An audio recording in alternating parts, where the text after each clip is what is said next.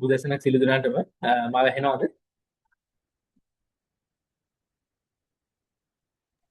ඇහෙනවා sir. right. හරි. අදත් අපි ඔන්ලයින් සෙමිනාර් එකකින් හම්බ වෙනවා. අපේ ඉන්ඩස්ට්‍රි ඩිජිටල් ඇකඩමි එක ඕගනයිස් කරන ලාංකික ව්‍යවසායකින්ගේ ඩිජිටල් සාක්ෂරතාවය වර්ධනය කිරීම සඳහා සූදානම් කරලා තියෙන මේ ඔන්ලයින් සෙමිනාර් සීරීස් එකේ තවත් එක් ඔන්ලයින් සෙමිනාර් එකක් imports and export procedures සම්බන්ධයෙන් අපේ ව්‍යවසායකයන්ට දැනුවත්භාවය වැඩි කරන්න තමයි මේ සෙමිනාර් එක ඕගනයිස් කරලා තියෙන්නේ. ඉතින් අපි දන්නවා පහුගිය දවස් ටිකේම අපි විවිධ ටොපික්ස් ඔස්සේ කතා කරා කොහොමද Facebook and TikTok කරහා තමන්ගේ බිස්නස් ප්‍රොමෝෂන්ස් කොහොමද වර්ධනය කරගන්නේ, ඒ වගේම සර්ටිෆිකේට්ස් and ස්ටෑන්ඩඩ්ස් ගැන කතා කරා.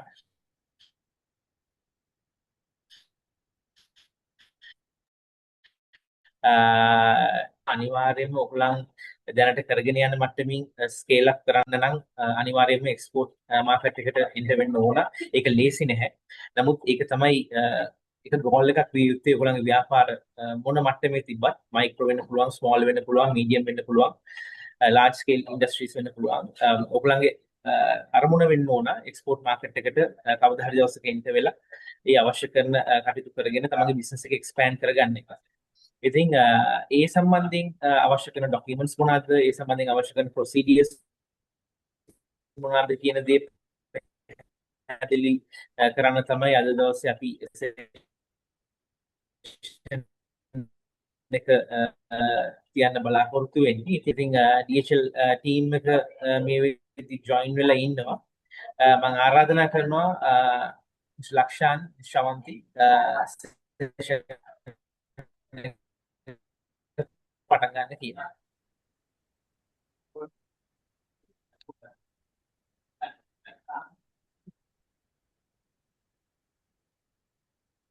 ලක්ෂණ පටන් ගන්න පුළුවන් නේද අපිට? පුළුවන්. Okay.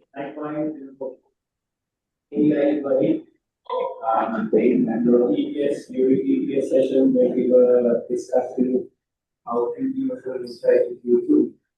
Personal information each people will be a great father and how they're going to receive it, all the plans that were in place, really first to follow through, went through it and achieve it.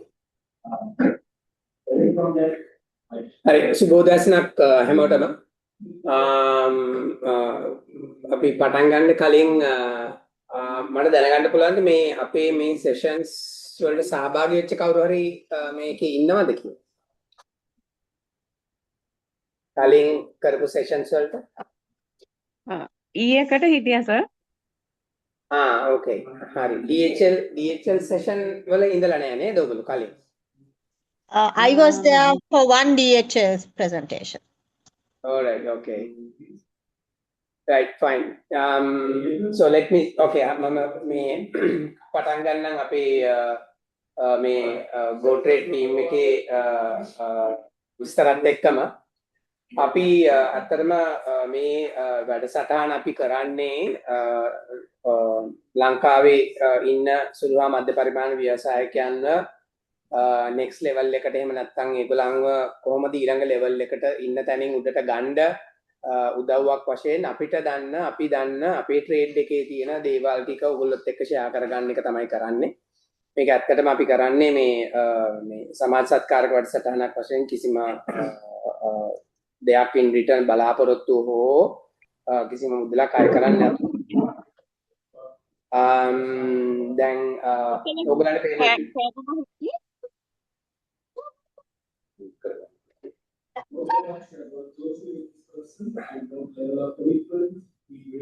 මේ සුපමාලි ඔයාලට mute කරගන්න පුළුවන් නම් හොඳයි.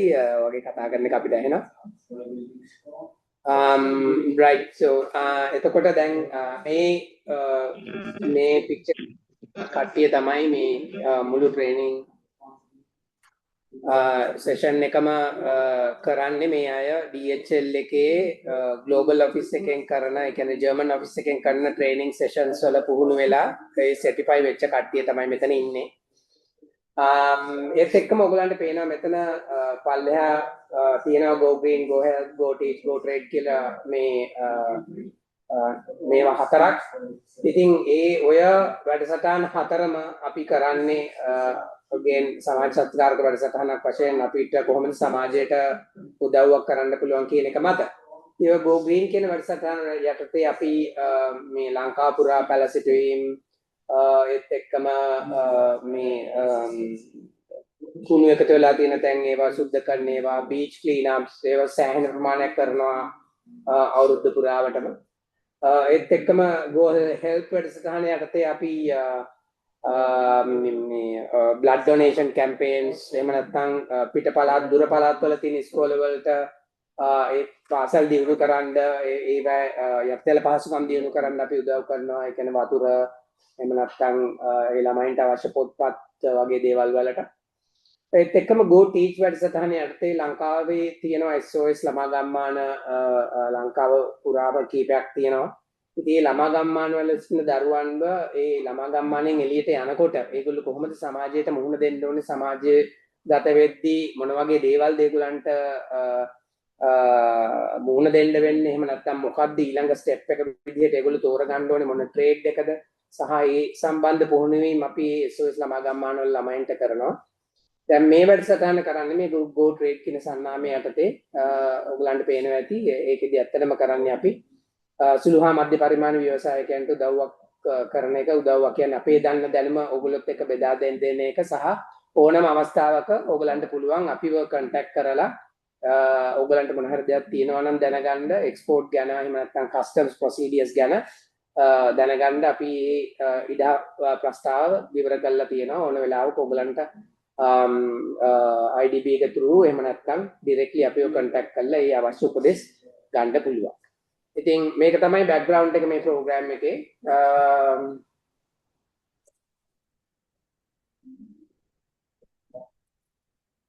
හරි අපි අද දවසේ මාතෘකා කීපයක් සම්බන්ධව කතා කරනවා. එකක් global market information, කොහොමද global market එක මේ දවස්වල හැසිරෙන්නේ, මොන වගේ requirements අවශ්‍යතාවද global market එකේ තියෙන්නේ, ඒකට අනුව අපි කොහොමද වෙනස් වෙන්න ඕනේ කියන දේවල් සහ ඕගලන්ගේ තියෙන හැකියාවන්, ඕගලන්ගේ තියෙන potential එක කොහොමද තවදුරටත් ඔප්නංවන්නේ කියන එක. ඒත් එක්කම කොහොමද ඕගලන්ගේ බඩු මෙන්න රටක ඉන්න කස්ටමර් කෙනෙක් ගාවට යනකොට මොන වගේ ප්‍රවාහන මාධ්‍යයක්ද, මොන වගේ දේවල්ද ඕගොල්ලෝ සිලෙක්ට් කර ගන්න ඕනේ කියන එක, තෝර ගන්න ඕනේ කියන එක. ඒත් එක්කම වැදගත් දෙයක් තමයි customs fundamentals. පිට රටින් මේ රටින් බඩු යවනකොට තියෙන තවත් ලොකු නොදන්න මේ දෙයක් තමයි මේ customs procedures ගැන. ඒ වගේම ඒ රටවල් වල තියෙන දේවල්. ඒත් එක්කම sustainability කොහොමද Go Green පැත්තෙන් ඔයගලන්ගේ business එක තවදුරටත් ඉදිරියට දියුණු කරගන්න කියන එක අපි අද දවසේ තියෙන මාතෘකාව යටතේ කතා කරනවා. ඉතින් මම බලවෙන් ආරාධනා කරනවා ජොහාන්ට මෙතනින් එහාට තියෙන ස්ලයිඩ්ස් ටික කරගෙන යන්න කියලා.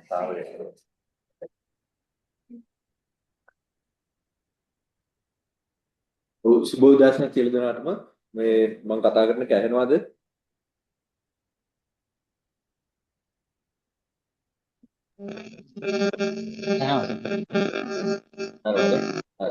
ඔව් ඇහෙනවා.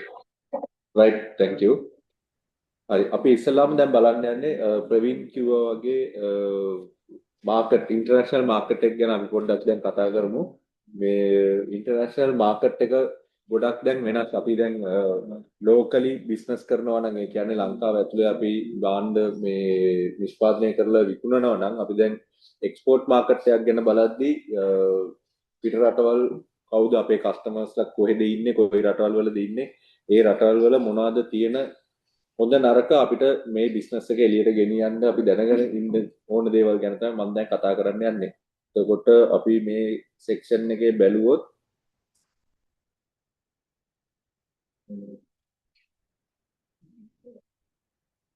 මේකේ දැන් අපි කාරණා කීපයක්ම තියෙනවා. අපි ඉන්ටර්නැෂනල් මාකට්, එක්ස්පෝර්ට් මාකට් එකක් ගැන කතා කරද්දී ගොඩක් දේවල් ගැන අපි සැලකිලිමත් වෙන්න ඕනේ. හැබැයි මෙතන ඒ පොයින්ට්ස් ගොඩක් තිබ්බට අපි කතා කරන්නේ මේ රතු වලින් highlight වෙලා තියෙන මේ කාරණා තුන විතරයි. ඒ අයි කිව්වොත් අපේ DHL globally කරපු research එකකින් ඒගොල්ලන් කියලා තියෙනවා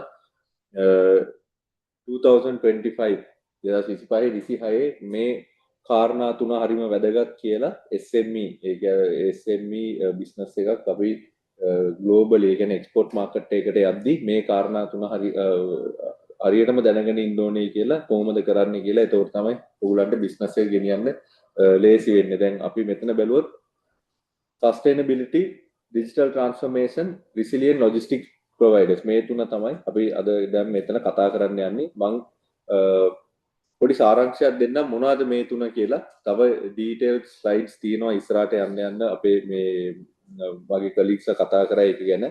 sustainability කියලා කියන්නේ ඉස්සල්ලාම තිරසරභාවය. අපි ඉස්සර වගේ නෙවෙයි දැන් international market එකේ කියන්නේ බාන්න මිලදී ගන්න අපේ කස්ටමර්ස්ලා අනිත් රටවල් වල කස්ටමර්ස්ලා දැන් බලනවා අපේ සස්ටේනබිලිටි ඒ කියන්නේ green initiatives මොනවද කරලා තියෙන්නේ කියලා. ඒ කියන්නේ අපි පරිසරය රැකගන්න අපි ලංකාවේ ඉන්න නිෂ්පාදිතයෝ මොනවද කරන්නේ කියලා දැන් ඒගොල්ලන් සැලකීමත් වෙනවා. ඒකට අදාළ දැන් රිපෝට්ස් උත් ඉල්ලනවා. දැන් ඉස්සර අපි බිස්නස් එකක් කරලා ඒක ලංකාවෙන් පිටරටකට එක්ස්පෝර්ට් කරන්න හදද්දි මේ වගේ එකක් වෙන කවුරුත් ඇහුවේ නැහැ. අවුරුදු 5කට 6කට උඩදී. හැබැයි දැන් ගත්තොත් තිරසරභාවය කියන්නේ හරිම වැදගත් කාරණාවක් වෙලා තියෙන්නේ ඉන්ටර්නැෂනල් මාකට් එකේ. ඒතකොට ඒගොල්ලන් අහනවා ඔයගොල්ලන් භාණ්ඩේ නිෂ්පාදනය කරද්දී පරිසරය දූෂණය වෙනවා නම් ඒවා අවම කරගන්න ඔයගොල්ලන් මොනවද කරන්නේ? ඒවා අඩු කරගන්න ඔයගොල්ලන් මොනවද කරන ප්‍රොජෙක්ට්ස්? ඔයගොල්ලන්ගේ සෝලර් පවර් තියනවද? නැත්නම් ඔයගොල්ලන් වතුර රීසයිකල් කරනවද? ඒ වගේ දේවල් ඒගොල්ලන් දැන් අහනවා. ඒවා රිපෝට් කරන්න කියලා තියෙනවා. එතකොට අපි හැමදාම බිස්නස් එක කරගෙන යද්දි දැන් අපි ඕන බිස්නස් එකක් වෙන්න පුළුවන් හැම වෙලාවෙම පරිසරය ගැන හිතලා ඒ පැත්තෙන් අපි පරිසරය ආරක්ෂා කරන්න මොනවද කරගෙන යන්නේ කියන එකත් හැම වෙලාවෙම ඔළුවේ තියාගන්න ඒවට අදාළ ප්‍රොජෙක්ට්ස් කරන්න ඒවා රෙකෝඩ්ස් උත් තියාගන්න ඒකත් ඉස්සරහට යන්න අපි ඉන්ටර්නැෂනල් මාකට් එකකට යද්දී ඒවා ඉල්ලනවා. දැන් උනත් අපේ ලොකු කස්ටමර්ස් අපේ ලොකුම මේ ගාමන්ට් කස්ටමර්ස් ලාගෙන් උනත් මේ බයස්ලා ඉල්ලනවා. ඒ වගේ පොඩි e-commerce කරන අපේ කස්ටමර්ස් ලාගෙන් උත් බයස්ලා අහනවා ඉල්ලනවා ඕගොල්ලන් භාණ්ඩේ නිෂ්පාදනය කරද්දී නැත්නම් ඕගොල්ලන් මේක එක්ස්පෝර්ට් කරද්දී පරිසරයට හානියක් වෙනවා නම් ඒව කොහොමද අඩු කරගන්නේ කියලා දැන් උනත් ඒගොල්ලන් අහනවා. ඉතින් ඒකයි අපි කලින්ම කියන්නේ මේක ගැන ඕගොල්ලන් කල්පනා කරලා හිතලා ඒ ප්‍රොජෙක්ට්ස් ටිකක් ඕගොල්ලන්ගේ සිස්ටම් එකට දාගන්න. දෙවෙනි එක තමයි ඩිජිටල් ට්‍රාන්ස්ෆෝමේෂන්.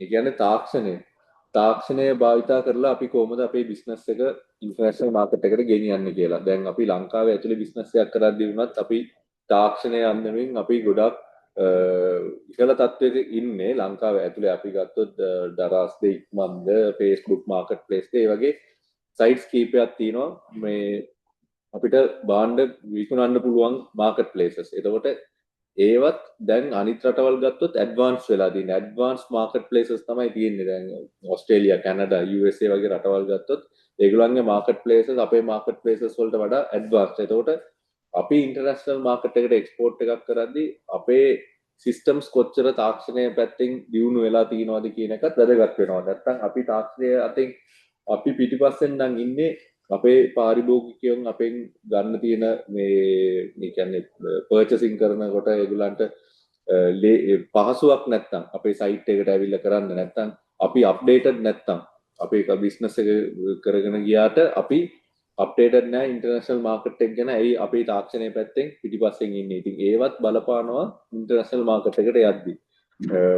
ඩිජිටලයිසේෂන් කියන එකට ගොඩක් ඉන්වෙස්ට් කරන්න ඒක පාඩුවක් වෙන්නේ නැහැ. ඒ කිව්වොත් ලෝකේ යන්නේ ඩිජිටල් පැත්තට තමයි. ඒතකොට ගොඩක් මැනුවල් වර්ක්, පේපර් වර්ක් අයින් කරගන්න ඩිජිටලයිසේෂන් වලට පුළුවන් තරම් ඉන්වෙස්ට් කරලා ඔයගොල්ලන්ගේ ස්ටොක්ස්ද, ඔයගොල්ලන්ගේ වෙබ්සයිට්ස්ද නැත්නම් මැනුෆැක්චරින් ප්ලාන්ට් වල ප්‍රොසෙස් මැපින් ද ඒ ඔක්කොම ඩිජිටල් කරගන්න මැනුවල් අඩු කරලා ඒකවත් ඔය ඉන්වෙස්ට්මන්ට් එක ඇත්තටම ගොඩාක් ප්‍රයෝජනවත් වෙනවා ඔයගොල්ලන් එක්ස්පෝර්ට් මාකට් එකට යද්දී. තුන්වෙනි එක තමයි ලොජිස්ටික් සර්විස් ප්‍රොවයිඩර්ස්. ඒ රෙසිලියන්ට් ලොජිස්ටික් සර්විස් ප්‍රොවයිඩර්ස්. ඒ කියන්නේ මොනවද? දැන් අපි කතා කරා ඉවසරභාවය ගැන කතා කරා, තාක්ෂණය පැත්තෙන් අපි කොච්චර දියුණු වෙන්න ඕනද කියලා කතා කරා. දැන් අපි බලනවා ඔරොත්තු දෙන ෆ්‍රේට් ෆෝවර්ඩර් කෙනෙක් නැත්නම් shipping agent කෙනෙක් කොහොමද තෝරගන්නේ කියලා. ඒ තෝරගන්න හැටි අපි ඉස්සරහට කතා කරමු. මේ resilient logistic provider කියන්නේ හරිම වැදගත් කාරණාවක්. අපි කොච්චර භාණ්ඩයක් නිෂ්පාදනය කරලා ඒක වෙන රටකට හෝ ලංකාව ඇතුළත හෝ විකුණද්දී අපිට තියෙන්න පුළුවන් ප්‍රශ්න මේ logistic provider ගෙන් එක්ක courier agent ගෙන් නැත්නම් shipping agent ගෙන් ප්‍රශ්න එන්න පුළුවන්. එතකොට අපි හැම වෙලාවෙම තෝරගන්න shipping agent ඕන තැනකට යන්න පුළුවන් ඕන කාලෙක. ඒ කියන්නේ යුද්ධයක් තිබ්බත් වෙන ගම් වතුර හෝ නැත්නම් කුණාටු මොන ප්‍රශ්නේ තිබ්බත් ඒ ඔක්කොටම ඔරොත්තු දීලා අපේ භාණ්ඩේ මේ පාරිභෝගිකයා ගාවට අරන් යන්න පුළුවන් සර්විස් ප්‍රොවයිඩර් කෙනෙක් තමයි අපි තෝරගන්න ඕනේ. ඒක තමයි resilience logistic providers කියලා කියන්නේ. අපි අවුරුදු 5කට 10කට කලින් ගත්තොත් මේ වගේ logistic provider කෙනෙක් අපි තෝරගන්න ඕනේ නැහැ. ඒ කිව්වොත් එච්චර ප්‍රශ්න තිබ්බේ නැහැ. මේ ලොකුවට යුද්ධ තිබ්බේ නැහැ. ඒ වගේ මේ දැන් natural disasters ගොඩක් එනවා හැම රටේම. අපේ රටේ විතරක් නෙවෙයි අනිත් අපේ කස්ටමර්ස්ලාගේ රටවල් වලත් එනවා. එතකොට ඒ ප්‍රශ්න තිබ්බේ නැහැ. එතකොට මේ resilient ඒ කියන්නේ ඔරොත්තු දෙන්නම ඕනේ නැහැ සර්විස් ප්‍රොවයිඩර්. හැබැයි දැන් ගත්තොත් 2020න් පස්සේ වගේ ගත්තොත් දැන් ගොඩක් ප්‍රශ්න තියෙනවා රටවල් වල. එතකොට ඒ ප්‍රශ්න මැද්දෙත් වැඩ කරන්න පුළුවන් සර්විස් ප්‍රොවයිඩර්ස්ලා ඉන්නවා. සමහර සර්විස් ප්‍රොවයිඩර්ස්ලා ෂට් ඩවුන් වෙලා අපිට කරගන්න බෑ අමාරුයි මේ භාණ්ඩය අපිට ගිහිල්ලා ඩිලිවර් කරන්න බෑ නැත්නම් අපි මැදේ ඉර වුණා කියලා කියයි. හැබැයි මේ කාලේ ගත්තොත් එහෙම සර්විස් ප්‍රොවයිඩර්ස්ලා ඉන්න බෑ ඇත්තටම කිව්වොත්. ඒකෝත් ඒගොල්ලන් ඒකට හරියන්න ස්ට්‍රැටජිස් ඒගොල්ලන්ගේ ප්ලෑන්ස් ගහලා තියෙන්න ඕනේ. ලෝකේ මොන ප්‍රශ්නය ආවත් බිස්නස් එකක් ඒ කියන්නේ කස්ටමර් කෙනෙක්ගේ භාණ්ඩයක් කොහොමද ගිහිල්ලා අපි පාරිභෝගිකයට ඩිලිවර් කරන්න කියලා. සෝ අපි ඒ හින්දා තමයි කියන්නේ සර්විස් ප්‍රොවයිඩර් කෙනෙක් ඔයගොල්ලන්ගේ courier agent හරි shipping agent හරි sea freight ද air freight ද ඔයගොල්ලන් සිලෙක්ට් කරද්දී අනිවාර්යෙන් ඉන්ටර්නැෂනල් මාකට් යද්දී හොඳට රෙකෝඩ් එකක් තියෙනවා. පරණ හොඳ ට්‍රැක් රෙකෝඩ් එකක් තියෙන හොඳ හිස්ටරි එකක් තියෙන established service provider කෙනෙක් ඔයගොල්ලන් තෝරගන්න ඕනේ. මේ තුන තමයි අපි ඉන්ටර්නැෂනල් මාකට් එක ගැන ගත්තොත් අලුත් බිස්නස් එකක් ග්ලෝබල් යද්දි මේ කාරණා තුන අපි හැම වෙලාවෙම මතක තියාගන්න ඕනේ. හරි. ඊළඟට අපි බලමු මාකට් සෙග්මන්ට්ස්. මම දන්නවා මේකේ ඉන්න කීප දෙනෙක්ම බිස්නස් කරනවා ඇති. ඔයගොල්ලන් මේ මොනවද කියලාත් ඔයගොල්ලන් දන්නවා ඇති. හැබැයි අපි මේ කතා කරන්නේ මොන මාකට් එකකටද අපි මේ කතා කරන්නේ කියන මොන වගේ සෙග්මන්ට් එකක්ද ඉන්ටර්නැෂනල් යන්න අපි මේ ලෑස්ති කරන්න කියන එක පෙන්වන්න තමයි මේක අපි කව කරන්නේ. මෙතන අපි ගත්තොත් බිස්නස් මොඩල්ස් තියෙනවා හතරක්. B2B, B2C, C2B, C2C. එතකොට B2B කියලා ගත්තොත් ඔයගොල්ලන් නිෂ්පාදකයෙක් වෙන්න පුළුවන්. ඔයගොල්ලන් ඒ භාණ්ඩ නිෂ්පාදනය කරලා දෙනවා හෝල්සේලර් කෙනෙක්ට ඒක විකුණන්න කියලා. Taman ගිහලා විකුණන්නේ නැහැ. හෝල්සේලර් කෙනෙක්ට ඔයගොල්ලන් නිෂ්පාදනය කරලා දෙනවා. ඒ B2B. B2C කියලා ගත්තොත් ඔයගොල්ලන් භාණ්ඩය නිෂ්පාදනය කරලා ඒක වෙබ්සයිට් එක හරි මොනාරි දානවා විකුණන්න කියලා. Amazon හරි eBay හරි ඉක්මන් හරි දරස් හරි මොනාරි සයිට් එකක ඔයගොල්ලන් මේ ඒක ඩිස්ප්ලේ කරනවා විකුණන්න කියලා. එතකොට ඒක B2C business to customer. ඔයගොල්ලන් නිෂ්පාදිතයා ඔයගොල්ලන් directly customer ට විකුණනවා. C2B කියන්නේ ඔයගොල්ලන් තනි පුද්ගලයෙක් මොනාරි භාණ්ඩයක් නිෂ්පාදනය කරලා ඔයගොල්ලන් ඒක ඩිස්ට්‍රිබියුටර් කෙනෙක්ට දෙනවා විකුණන්න කියලා. ඔයගොල්ලන් නිෂ්පාදනය කරනවා විතරයි ඔයගොල්ලන් විකුණන්න යන්නේ නැහැ මාකට් එකට. ඔයගොල්ලන් ඩිස්ට්‍රිබියුටර් කෙනෙක්ට දෙනවා. ඒතර ඒක customer to business C2B කියලා එන්නේ. C2C කියලා කියන්නේ තනි පුද්ගලයෙක් භාණ්ඩයක් නිෂ්පාදනය කරලා ඒක මාකට් ප්ලේස් එකක් through විකුණන එක. ඉක්මන් හරි Facebook දරස් මොනාරි සයිට් එකෙන්. කලින් මම කිව්වේ B2C. B2C කියන්නේ ඔයගොල්ලන් ලොකු ෆැක්ටරියක් වෙන්න පුළුවන්. C2C කියන්නේ තනි පුද්ගලයෙක් නිෂ්පාදනය කරන භාණ්ඩයක් වෙන්න පුළුවන්. ඒතර B2C ෆැක්ටරි එකක් නිෂ්පාදනය කරලා වෙබ්සයිට් එකකට දානවා කියන්නේ B2C. තනි පුද්ගලයෙක් නිෂ්පාදනය කරලා ඒක මාකට් ප්ලේස් එකට දානවා කියන්නේ ඒක C2C කියලා තමයි කියන්නේ. So අපි මේ බිස්නස් මොඩල්ස් හතර තමයි තියෙන්නේ. ඔයගොල්ලන්ගේ බිස්නස් එක මේ හතරෙන් මොකකටද මේ දාගන්න කියන එක ඔයගොල්ලන් පොඩ්ඩක් හිතා ගන්න. ඒක ගැන හිතලා නැත්තම් හිතපු කට්ටිය ගොඩක් ඇති. එහෙම ඒක ගැන හිතලා නැත්තම් ඔයගොල්ලන් නිකන් කල්පනා කරලා බලන්න මේ හතරෙන් මොන සෙග්මන්ට් එකකටද ඔයගොල්ලන් ගැලපෙන්නේ කියලා. හරි. දැන් මෙතන මම කතා කරන්න යන්නේ තිරසර භාවය ගැන අපි කලින් කතා කරා. අපි ඒක ගැන පොඩ්ඩක් මම ටච් කරමු කියලා බැලුවා ඉස්සල්ලාම මේ තව ඉස්සරහට එක්ස්පෝර්ට් ප්‍රොසීජර්ස් වලටත් යන්න කලින් ඒකත් මේක පොඩ්ඩක් වැදගත් හින්දා මේ දවස්වල බයස්ලා ඉල්ලන හින්දා ඒතකොට DHL එක ආයතනයක් විදියට ග්ලෝබලි අපේ ගොඩක් මේ ග්‍රීන් ඉනිෂියේටිව්ස් ගොඩක් තියෙනවා. ඉතින් අපි ඒක ගැන පොඩ්ඩක් බලමු. ලොකුවට නෙවෙයි පොඩ්ඩක් මම පොඩි සාරාංශයක් දෙන්නම් අපි මොනවද කරන්න කියලා. හරි. දැන් අපි ගත්තොත් අපි නිෂ්පාදනය කරන භාණ්ඩේ මොනවා වුණත් මේ ස්කෝප් 1 2 3 කියන මේ කැටගරි තුනට තමයි අපේ මේ මොනවාද කාබන් එමිෂන් වැටෙන්නේ මේ කාණ්ඩ තුනට. එතකොට ඔයගොල්ලන් නිෂ්පාදනය කරන ඔයගොල්ලන් මේ පර්චේස් කරන ඉලෙක්ට්‍රිසිටි ඩීසල් ඒ ඔක්කොම වැටෙන්නේ ස්කෝප් 1 ස්කෝප් 2 තියෙන කැටගරි එකට. හැබැයි මේ ස්කෝප් 3 කියලා මේ හයිලයිට් කරලා තියෙන කැටගරි එකේ තමයි ලොජිස්ටික්ස් එකෙන් එන එමිෂන් එක කැල්කියුලේට් වෙන්නේ ස්කෝප් 3 කියන කාණ්ඩෙන්. අයි කිව්වොත් එතන අපි සී ෆ්‍රේට් යූස් කරන්න පුළුවන්, යා ෆ්‍රේට් යූස් කරන්න පුළුවන්, ග්‍රවුන්ඩ් ට්‍රාන්ස්පෝර්ට් යූස් කරන්න පුළුවන්.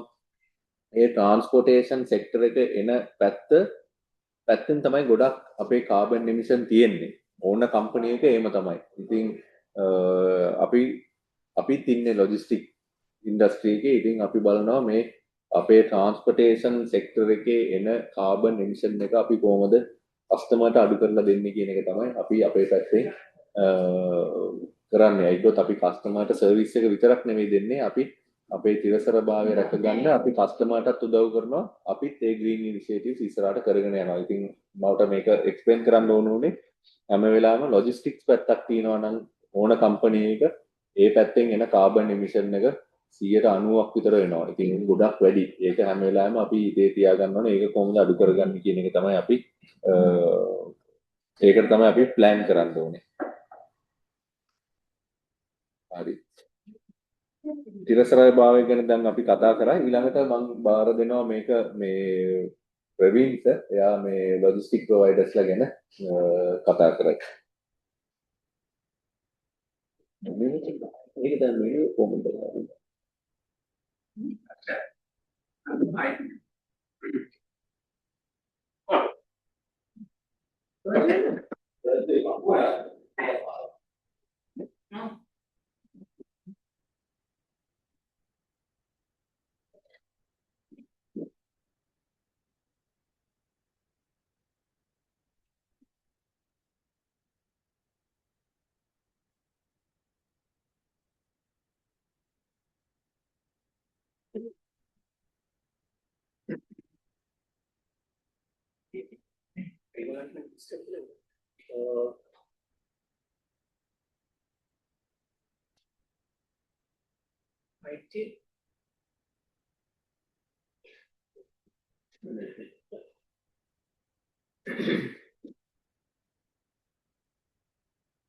අපිට විනාඩියක් විතර ලබා දෙන්න පොඩි ටෙක්නිකල් ඉෂුව එකක් තියෙනවා. මේක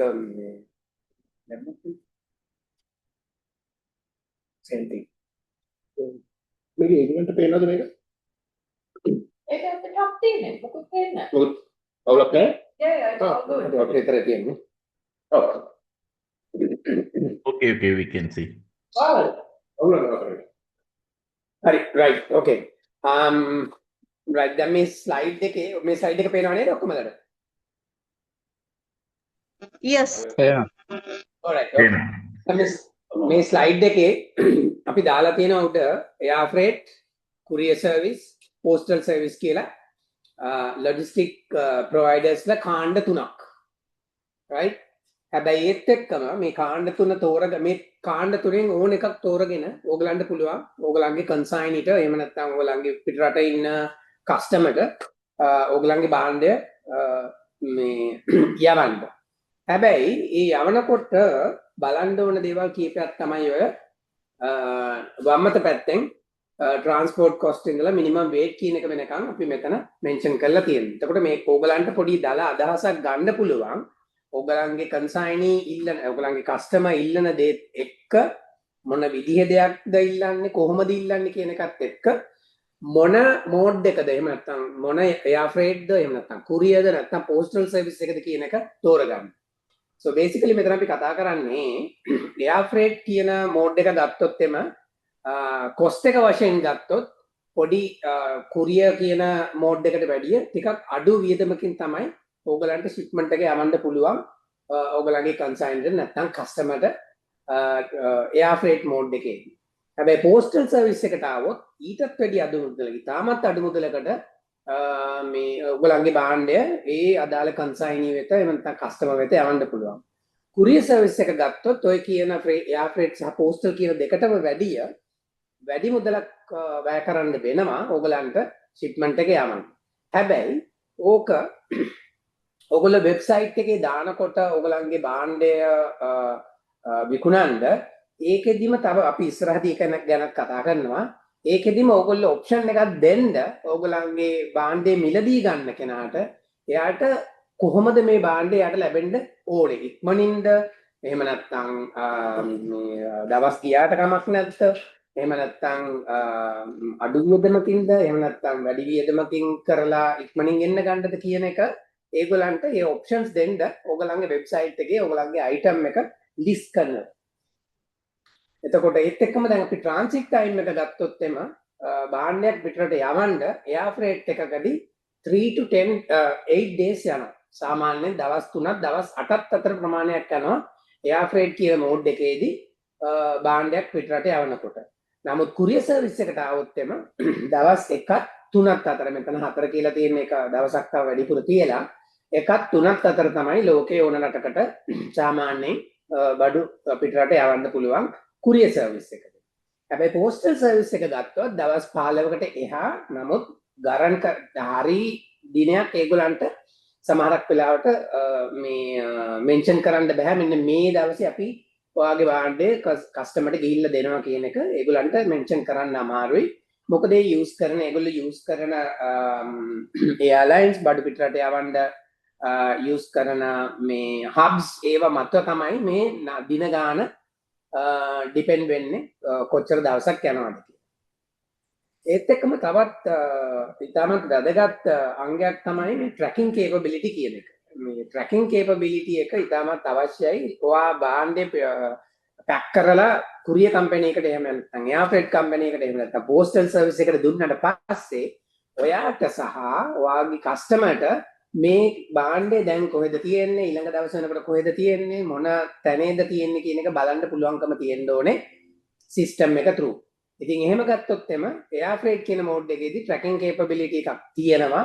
නමුත් හරි ලිමිටඩ් ප්‍රමාණයක් තමයි බලන්න පුළුවන් කොහෙද තියෙන්නේ කියන එක වගේ හරි ලිමිටඩ් ඉන්ෆර්මේෂන් ප්‍රමාණයක් බලන්න පුළුවන්. නමුත් කුරියර් සර්විස් එක ගත්තොත් එම අර දුන්න වෙලාවෙ ඉඳලා හැම චෙක් පොයින්ට් එකකදී ඒ කියන්නේ කුරියර් සර්විස් එකකදී වෙන්නේ ෂිප්මන්ට් එකක් බාර දුන්නම අපි චෙක් පොයින්ට් එකක් කැප්චර් කරනවා ඊට පස්සේ අපි ඔෆිස් එකට ගෙනල්ලා ප්‍රොසෙස් කරනකොට චෙක් පොයින්ට් එකක් කැප්චර් කරනවා ඊට පස්සේ එක්ස්පෝර්ට් එකේ බැගේජ් කරපුවාට පස්සේ අපි චෙක් පොයින්ට් එකක් කැප්චර් කරනවා ටයිම් එකට දුන්නා කැප්චර් කරනවා ඒ හැම දෙයක්ම ඕගලන්ටත් ඔයගේ කන්සයින් එකත් බලන්න පුළුවන් එච්චර ඩීටේල් එයා ෆ්‍රේට් එකේදී හම්බෙන්නේ නැහැ තාමත් ලිමිටඩ් ඩීටේල්ස් ප්‍රමාණයක් තමයි හම්බෙන්නේ නමුත් පෝස්ටල් සර්විස් එකට ආපුවාම ඒගොල්ලන් ට්‍රැකින් නම්බර් එකක් තිබුණත් ඒකෙදි තියෙන්නේ ඉතාමත්ම ලිමිටඩ්. ඒ කියන්නේ මෙතනදී ඔයා බාර දුන්න එක ගැන තියෙනවා. සමහරක් වෙලාවට ඊළඟට තියෙන්නේ ඒ රටට ගියේ එක තමයි. ඉතින් එතකන් ඕගොල්ලෝ බලන් ඉන්න වෙනවා. මගේ පැකේජ් එක කොහෙද තියෙන්නේ මොකද වෙලා තියෙන්නේ. එහෙම ඒගොල්ලන්ට ට්‍රැක් කරලා එක්සැක්ට්ලි කියන්න බෑ. මෙන්න මෙතන තමයි තියෙන්නේ. එහෙම නැත්නම් මේ පැකේජ් එක ඩැමේජ් වෙලා තියෙන්නේ. එහෙම නැත්නම් මේක නැති වෙලා තියෙන්නේ කියලා එහෙම උත්තරයක් ඒගොල්ලන්ට එක්සැක්ට්ලි කියන්න බෑ.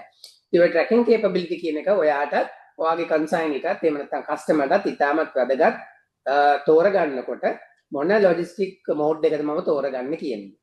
ඒත් එක්කම ෂිප්මන්ට් ටයිප්ස් ඕනම ෂිප්මන්ට් ෂිප්මන්ට් එකක් ඕනම සයිස් එකක ඕනම දිග පළල තියෙන ෂිප්මන්ට් එකක් එයා ෆ්‍රේට් මෝඩ් එකේ යවන්න පුළුවන්. නමුත් කුරියර් එකට ආපුවාම එහෙම කරන්න බෑ. එතකොට අපි කරන්නේ මේ බෑග්ස් වලට දාලා ULD කියලා පොඩි පෙට්ටි තියෙනවා. ඒ පෙට්ටි වල දාලා තමයි එයාලයින් එකට බාර දෙන්නේ. නමුත් එයා ෆ්‍රේට් එකේදී බල්ක් ෂිප්මන්ට්ස් බාර දෙන්න පුළුවන්. උස පළල දිග පිළිබඳ ප්‍රශ්නයක් නැහැ. නමුත් ලොකු දිග පළල තියෙන ඒවා ගත්තොත් එම සමහරක් වෙලාවට අමාරුයි. එතකොට අර ඉස්සරහින් අරින්න පුළුවන් මේ එයා ෆ්‍රේට් කරන්න පුළුවන් මේ ෆ්ලයිට් එකක් කරන්න වෙන්නේ. නමුත් එච්චර ඒක හරි මේ හරි රෙයා ඒ කියන්නේ හරිම අඩු ඒ වගේ බඩු තියෙනවා ඒ හින්දා ඕනම ප්‍රමාණයක ඕනම දිගපළක ෂිප්මන්ට් එකක් එයා ෆ්‍රේට් එක through යවන්න පුළුවන් හැබැයි කුරිය එකේදී ඔයාලට යවන්න පුළුවන් ඉතාමත් සාමාන්‍යයෙන් පෙට්ටියේ යවන්න පුළුවන් රෙස්ට්‍රික්ෂන්ස් තියෙනවා දිගපළ ප්‍රමාණය ඊටත් වැඩි රෙස්ට්‍රික්ෂන්ස් තියෙනවා පෝස්ටල් සර්විස් එකේ ඕගොල්ලෝ දන්නවා පෝස්ටල් සර්විස් එකේ සමහරක් වෙලාවට කොහොමද ඕගලන්ට ඩිලිවර් කරන්න කියලා බඩු සමහරක් වෙලාවට බයිසිකලෙන් එහෙම නැත්නම් මොටර් බයික් එකකින් ඉතින් ඒගොල්ලන්ට ගෙනියන්න පුළුවන් ප්‍රමාණයේ පෙට්ටි විතරයි ඒගොල්ලෝ බාරගන්නේ පෝස්ටල් සර්විස් එකේ. ඒත් එක්කම සිකියුරිටි කියන එක ගත්තොත් එම ඕගලන්ට දැනෙනවා ඇති මොකද්ද මේ සිකියුරිටි කියලා මෙතන අපි මේ මෙන්ෂන් කරලා තියෙන්නේ කියලා.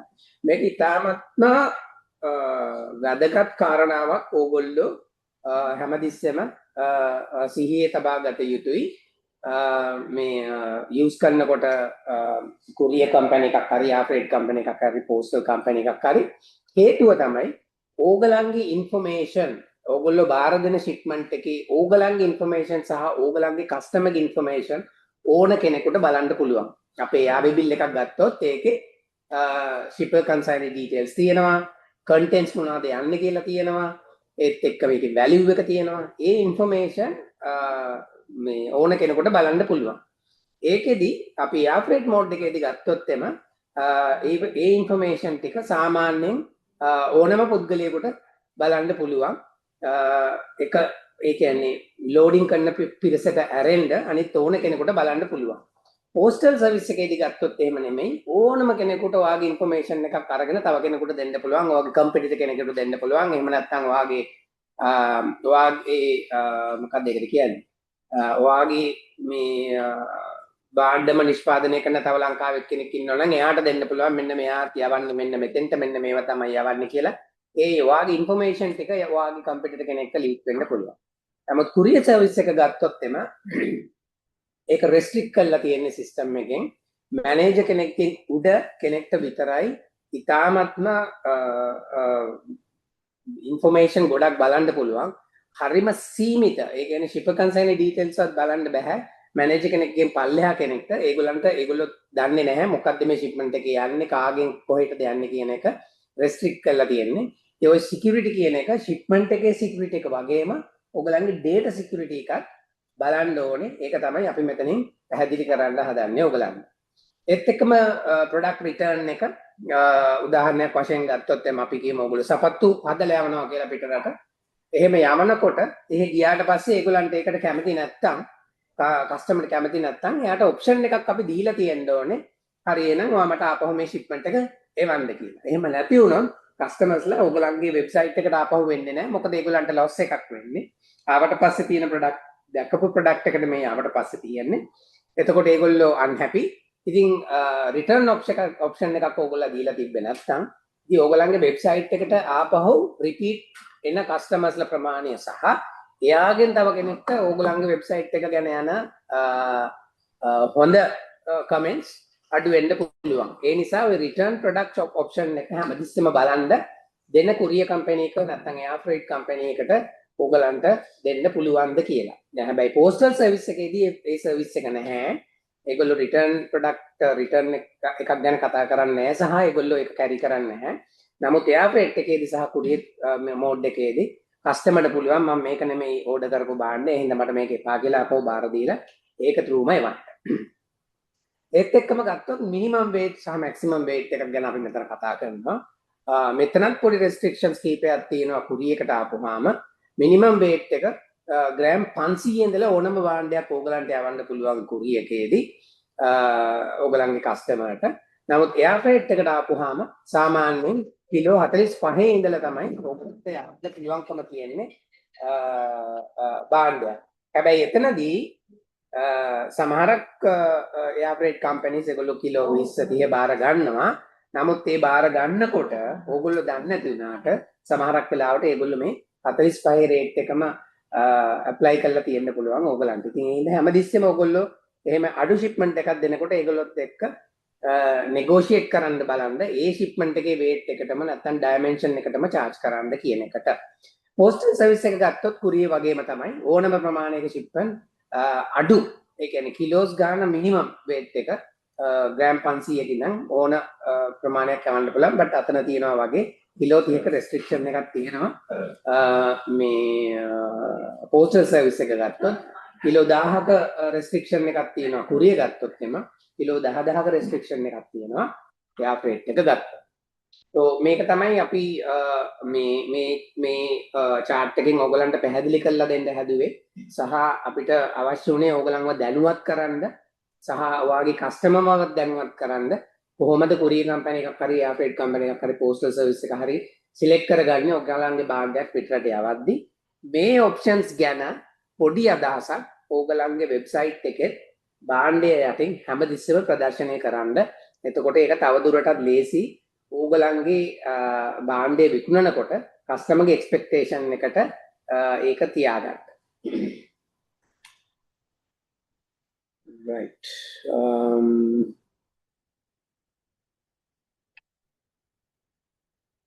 හරි මෙතන අපි දාලා තියෙනවා කොහොමද මොන වගේ දේවල්ද ලොජිස්ටික් පාර්ට්නර් කෙනෙක් තෝරගන්නකොට ඔයගොල්ලෝ බලන්න ඕන කියලා. අපි ඇත්තටම මේ ඔප්ෂන්ස් ටික ගැන කතා කරා delivery option, return option, pricing options, customer service option එක. ඕකේ කස්ටමර් සර්විස් ඔප්ෂන් එක ගත්තොත් එම අතනදී අපිට කියන්න අවශ්‍ය වෙලා තියෙන්නේ ඔයගොල්ලෝ ෂිප්මන්ට් එක බාර දෙන කම්පැනි එකෙන් හැමදෙස්සම පුළුවන්කම තියෙන්න ඕනේ ඒගොල්ලන්ට ඕගලන්ව දැනුවත් කරන්න කොහෙද දැන් ඔයා යාපු භාණ්ඩය තියෙන්නේ මොන තැනේද හිර වෙලා තියෙන්නේ කස්ටම් එකේද එහෙම නැත්නම් ඒ කන්ට්‍රි එකට ගිහිල්ලාද නැත්නම් ඒක ඩිලිවර් වෙලාද තියෙන්නේ කියන එක ඉතාමත් වැදගත්. නැත්නම් ඕක ඕගලන්ට හිසරදයක් වෙනවා ෂිප්මන්ට් එක ගිහිල්ලා නැහැ කියලා කන්සයිනි නැත්නම් කස්ටමර් හැමදෙස්සම ඕගලන්ට කෝල් කරන්න ගත්තොත් එම ඒක පස්සේ ඕගලන්ට ඉන්න වෙනවා. ඒ නිසා හැමදෙස්සම බලන්න ඒ කස්ටමර් සර්විස් ඔප්ෂන් එක ඉතාමත් වැදගත්. logistic partner කෙනෙක් තෝරගන්නකොට ඒත් එක්කම අපි tracking සහ shipping options ගැන කලින් slide එකේදී කතා කරා. ඕකේ හරි logistic partner කෙනෙක් තෝරගත්තම ඕගලන්ට තියෙන benefits මොනවද කියන එක තමයි මේ කොටු හයෙන් මේ පෙන්නලා දෙන්නේ අපි. business growth එක අපි මේව ගැන තවදුරටත් ඉස්සරහදී කතා කරනවා. හින්දා අපි මේ ටිකටක් ගාලා කතා කරමු. ඕගලන්ගේ business growth එක හරි ලොජිස්ටික් පාර්ට්නර් කෙනෙක් තෝරගත්තම බිස්නස් growth එක එහෙම නැත්නම් ඔයගලන්ගේ දියුණුව ඉක්මනින් ළඟා කරගන්න පුළුවන් එක්ස්පෝර්ට් වලදී. ඒත් එක්කම maximize your day. හොඳ ලොජිස්ටික් පාර්ට්නර් කෙනෙක් තෝරගත්තොත් අපි කියමු ඔයගලන්ට අන්තිම මොහොත ඒ කියන්නේ හැම පෝස්ටල් එකේ හරි කුරියර් එකේ හරි යාපේට් එකේදී හරි ඒගොල්ලෝ තියෙනවා දවස් ඇතුළත භාණ්ඩ බාර ගන්න වෙලා ඒ වෙලාව ගොඩක් වෙලාවට කුරියර් එකේදී ගත්තොත් වැඩි සාමාන්‍යයෙන් 5 6 7 වෙනකම් බාර ගන්නවා. එයා ෆ්‍රේට් එකේදී සාමාන්‍යයෙන් 3 4 වෙනකම් බාර ගන්නවා. නමුත් පෝස්ටල් එකේදී 3 විතර වෙනකොට ඉවරයි. ඉතින් ඒ වගේ අන්තිම මොහොතේදීත් ඕගලන්ට පැකින් කරලා ෂිප්මන්ට් එකක් බාර දෙන්න පුළුවන්කම තියෙන්න ඕනේ. එහෙම නැත්නම් ඕගලන්ට ලොකු වෙලාවක් ගත කරන්න වෙනවා ඒ ෂිප්මන්ට් එක ප්ලාස්ටි කරන්න. ඒක තමයි මේ maximize your day කියන එකෙන් දාලා තියෙන්නේ. හැමතිස්සෙම cut off time එක බලන්න කොයි වෙලාව වෙනකන් ඒගොල්ලන්ට pick up එක කරන්න පුළුවන්ද කියන එක යවන දවසේ. ඒත් එක්කම ඔයාගේ shipment එක අරන් යන කෙනා කස්ටමර් ගාවට කන්සයිනි ගාවට ගියාම එයාගේ හැසිරෙන විදිය, එයා කොහොමද එයත් එක්ක ඩීල් කරන විදිය, ඒක මතත් ඔයාගේ බිස්නස් එක සඳහා පවතිනවා සහ ඔයාගේ බිස්නස් එකට කටින් කට ගිහිල්ලා තව ඒක ප්‍රොමෝට් වෙන වෙලාවල් තියෙනවා. ඉතින් ඒ හින්දා ඔයාගේ බ්‍රෑන්ඩ් ඇම්බැසඩර් කෙනෙක් විදිහටත් ඒ ලොජිස්ටික් ප්‍රොවයිඩර් එහෙම නැත්නම් මේ ෂිප්මන්ට් එක අරන් යන කෙනා හැසිරෙන්න ඕනේ කියන එක තමයි අපි මෙතන පෙන්වන්නේ. ඒකත් පොඩ්ඩක් බලන්න ඒගොල්ලෝ ප්‍රොෆෙෂනල්ද එහෙම නැත්නම් කොයි විදිහටද ෂිප්මන්ට් එක හැන්ඩල් කරන්නේ, ඒගොල්ලෝ ඇවිල්ලා ඉන්න විදිහ, ඒ ඔක්කොම ඉතාමත් වැදගත්. ඕගොල්ලන්ගේ ෂිප්මන්ට් එක අරන් යන කෙනාගේ මේ එකත් බලන්න ඕනේ ඒ රටේ. ඒත් එක්කම මම මේ වෙලාවේ පොඩ්ඩක් බාධා කරනවා ප්‍රවීන්ට. මෙතනදී කිව්වොත් අපි මේ ඊළඟ අපේ තියෙන කරුණ simple shipment preparation process. ඒ කියන්නේ අපි අපේ ගාව තියෙන භාණ්ඩය අනිත් රටට යනකොට මේකට අපි කරන්න ඕන අපි ආවේ බිල් එකක් වගේ දෙයක් අපි හදා ගන්න ඕන. ඒ හදා ගන්න process එක, ඒ හදා ගන්න ක්‍රමවේදය ඇවිල්ලා ගොඩාක් සරල වෙන්න ඕන. ඒක සරල වෙන තරමට තමයි මේ භාණ්ඩය අපනයනය හෝ ආනයනය කරන ඕගලන්ටත් පහසු වෙන්නේ සහ එහා පැත්තේ ඉන්න ඕගලන්ගේ කස්ටමර් නැත්නම් ඔයාගේ පාරිභෝගිකයාටත් සහනයක් වෙන්නේ ඒක ගොඩාක් සිම්පල් සරල වෙන තරමටම තමයි.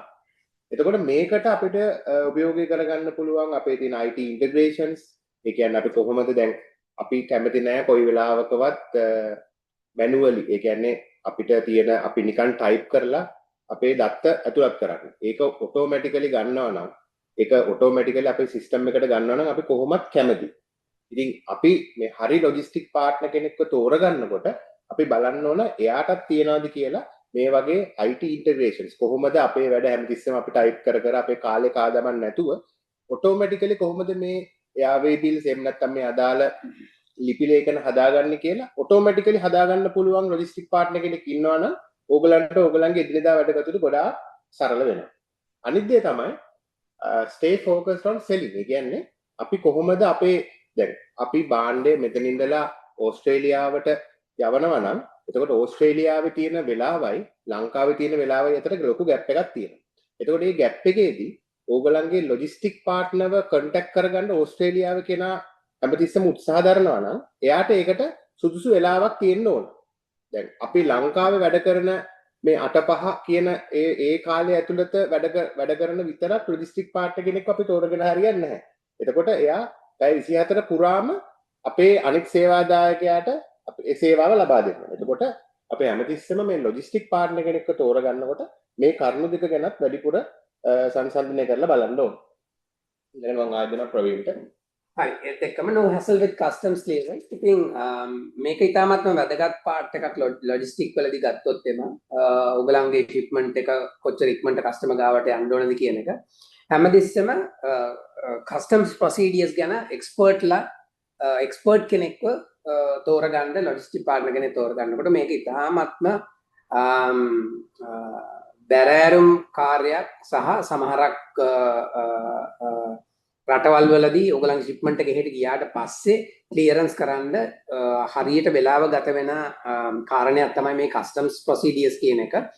ඉතින් ඒකදී ඒ ඕගලන් තෝරගත්ත ලොජිස්ටික් කම්පැනි එකට පුළුවන් නම් මේගොල්ලෝ ඒ සම්බන්ධව එක්ස්පර්ටීස්ලා නම් එහෙම නැත්නම් හොඳ පුළුල් දැනුමක් තියන අය නම් ඕගලන්ට ලේසි ඕගලන්ගේ shipment එක ඉක්මනින් ළඟා කරගන්න ඕගලන්ගේ consignee වෙත එහෙම නැත්නම් customer වෙත.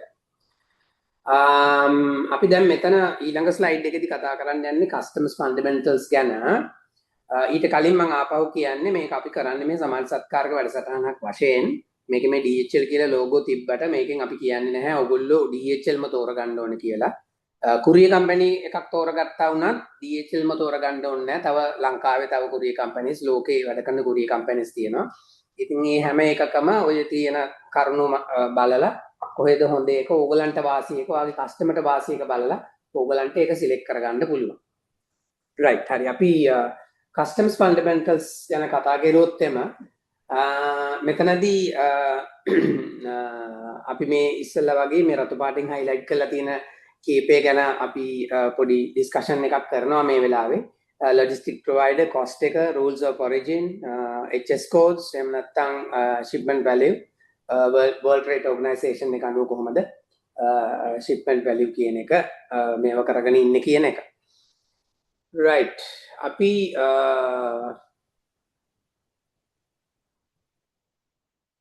right shipment value කියන එක ගත්තොත් එම ඒකට ගයිඩ්ලයින් එකක් තියෙනවා හැමදෙස්සෙම එක එක්කෙනාට එක එක විදියට මේ මේක කරන්න බෑ. ඒ කියන්නේ හරි නීත්‍යානුකූලව කරන කම්පැනි එකක් නම් ඒගොල්ලෝ World Trade Organization එකේ ලෝක වෙළඳ සංගමේ මේ ඉදිරිපත් කරපු ගයිඩ්ලයින්ස් වගේක් තියෙනවා. ඒ ගයිඩ්ලයින්ස් අනුව වැඩ කරන්න ඕනේ.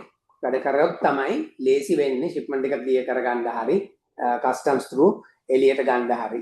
ඉතින් හැමදෙස්සෙම ඒක ගැනත් පොඩි අදහසක් ඕගොල්ලෝ තියාගන්න. ඕගොල්ලන්ට සමහරකට මේවා අමුතු අලුත් දේවල් වෙන්න පුළුවන්. නමුත් අපි මේ කියලා දෙන්නේ මේ සම්බන්ධවත් ඕගොල්ලෝ ප්‍රොඩක්ෂන් එකක් කරන කෙනෙක් වුණත් නිෂ්පාදනයක් කරන කෙනෙක් වුණත් භාණ්ඩයක් නිෂ්පාදනය කරන කෙනෙක් වුණත් ඕගොල්ලෝ එක්ස්පෝර්ට් යන්න ලෑස්ති වෙනවා නම් අදහසක් තියෙනවා නම් මේ customs procedures ගැන පොඩි අදහසක් ඕගොල්ලෝ වෙලාවක් අරගෙන මේ අදහසක් ඕගොල්ලෝ ගන්න එහෙම නැති වුණොත් ඕගොල්ලෝ සමහරක් තැන්වලදී ඒ ලොජිස්ටික් පාර්ට්නර් කියන විදිහට වැඩ කරන්න වෙනවා. එහෙම නැත්නම් කිසිම අදහසක් නැතුව තේරුමක් නැතුව තව කවුරුද කියන දෙයක් කරන්න වෙනවා. ඉතින් සමහරක් තැන්වල එහෙම කළා හිර වෙන්න වෙනවා. ඒකට ෂිප්මන්ට් එක ඩිස්ට්‍රොයි කරන්න වෙනවා. දඩ ගෙවන්න වෙනවා. ඒ නිසා හැමතිස්සෙම මේ කස්ටම් ප්‍රොසීඩියර්ස් ගැන පොඩි අදහසක් වෙලාවක් අරගෙන මේ ඕගොල්ලෝ තියාගන්න මචං මේක.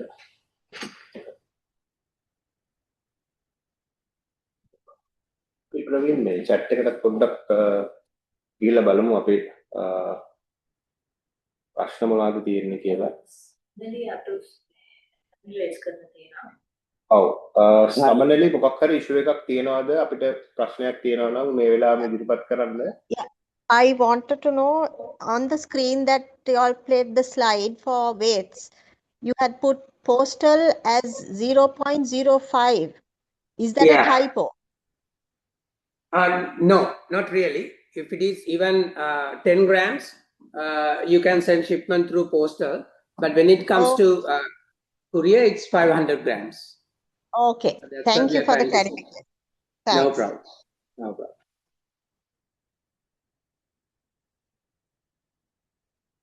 Is there any other questions? තව මොනවා හරි ප්‍රශ්න තියෙනවද? තියෙනවා නම් ඔව් කියන්නේ. මේ දැන් කොට කෙනෙක් විදිහට කස්ටම් එකේ රෙජිස්ටර් වෙන ප්‍රොසීඩියර් එකක් මෙතෙන්දි කියවෙනවද සර් මේ ඉස්සරහට? කස්ටම් එකේ රෙජිස්ටර් වෙන ප්‍රොසීඩියර් එක අපිට දැන් ඒ කියන්නේ අපි මේක ටච් කරාට ඉන් ඩීටේල් මේකෙදි ටිකක් ඒක වෙලාව යන මේ ස්ලයිඩ්ස් කීපයක් තියෙන්නේ. ඔයා අපිව කන්ටැක්ට් කරන්න අපේ මෙහි ඉන්නවා කස්ටම්ස් රෙගියුලේෂන් මැනේජර්. එයා ඔයගලන්ට උදව් කරයි කොහොමද මේ වැඩ ටික කරගන්නේ මොන ෆෝම්ස්ද අවශ්‍ය මොනවාද ඔයගොල්ලෝ ඉදිරිපත් කරන්න ඕනේ කියන ටික එයා මේ ඉන් ඩීටේල් ලබා දෙයි. ඔයගලන්ට පුළුවන් IDB එක through එයාව කන්ටැක්ට් කරන්න DHL එකේ customs procedures manager. හොඳයි. thank you. අපි මේ ඊමේල් ඇඩ්‍රස් එකකුත් දාන්නම් මේ සෙෂන් එක ඉවර වෙලා ඔයගලන්ට ඒ ඊමේල් එකටත් ලියලා විස්තර තව දැනගන්න පුළුවන් අවශ්‍ය දෙයක් තියෙනවා නම්. එහෙම නැත්නම් ඔයගලන් වැඩ කරගෙන යන අතරතුරදී ප්‍රශ්නයක් වුණොත් එම ඒත් IDB එක through හරි ඔය ඊමේල් ඇඩ්‍රස් එක through හරි ඔයගොල්ලෝ මේල් එකක් දාන්න ඔයගලන්ගේ නම්බර් එක දාලා ප්‍රශ්නෙත් එක්ක අපි ඩෙෆිනිට්ලි ඒක බලලා ඔයගලන්ට කෝල් එකක් දෙනවා. හරි සර් thank you.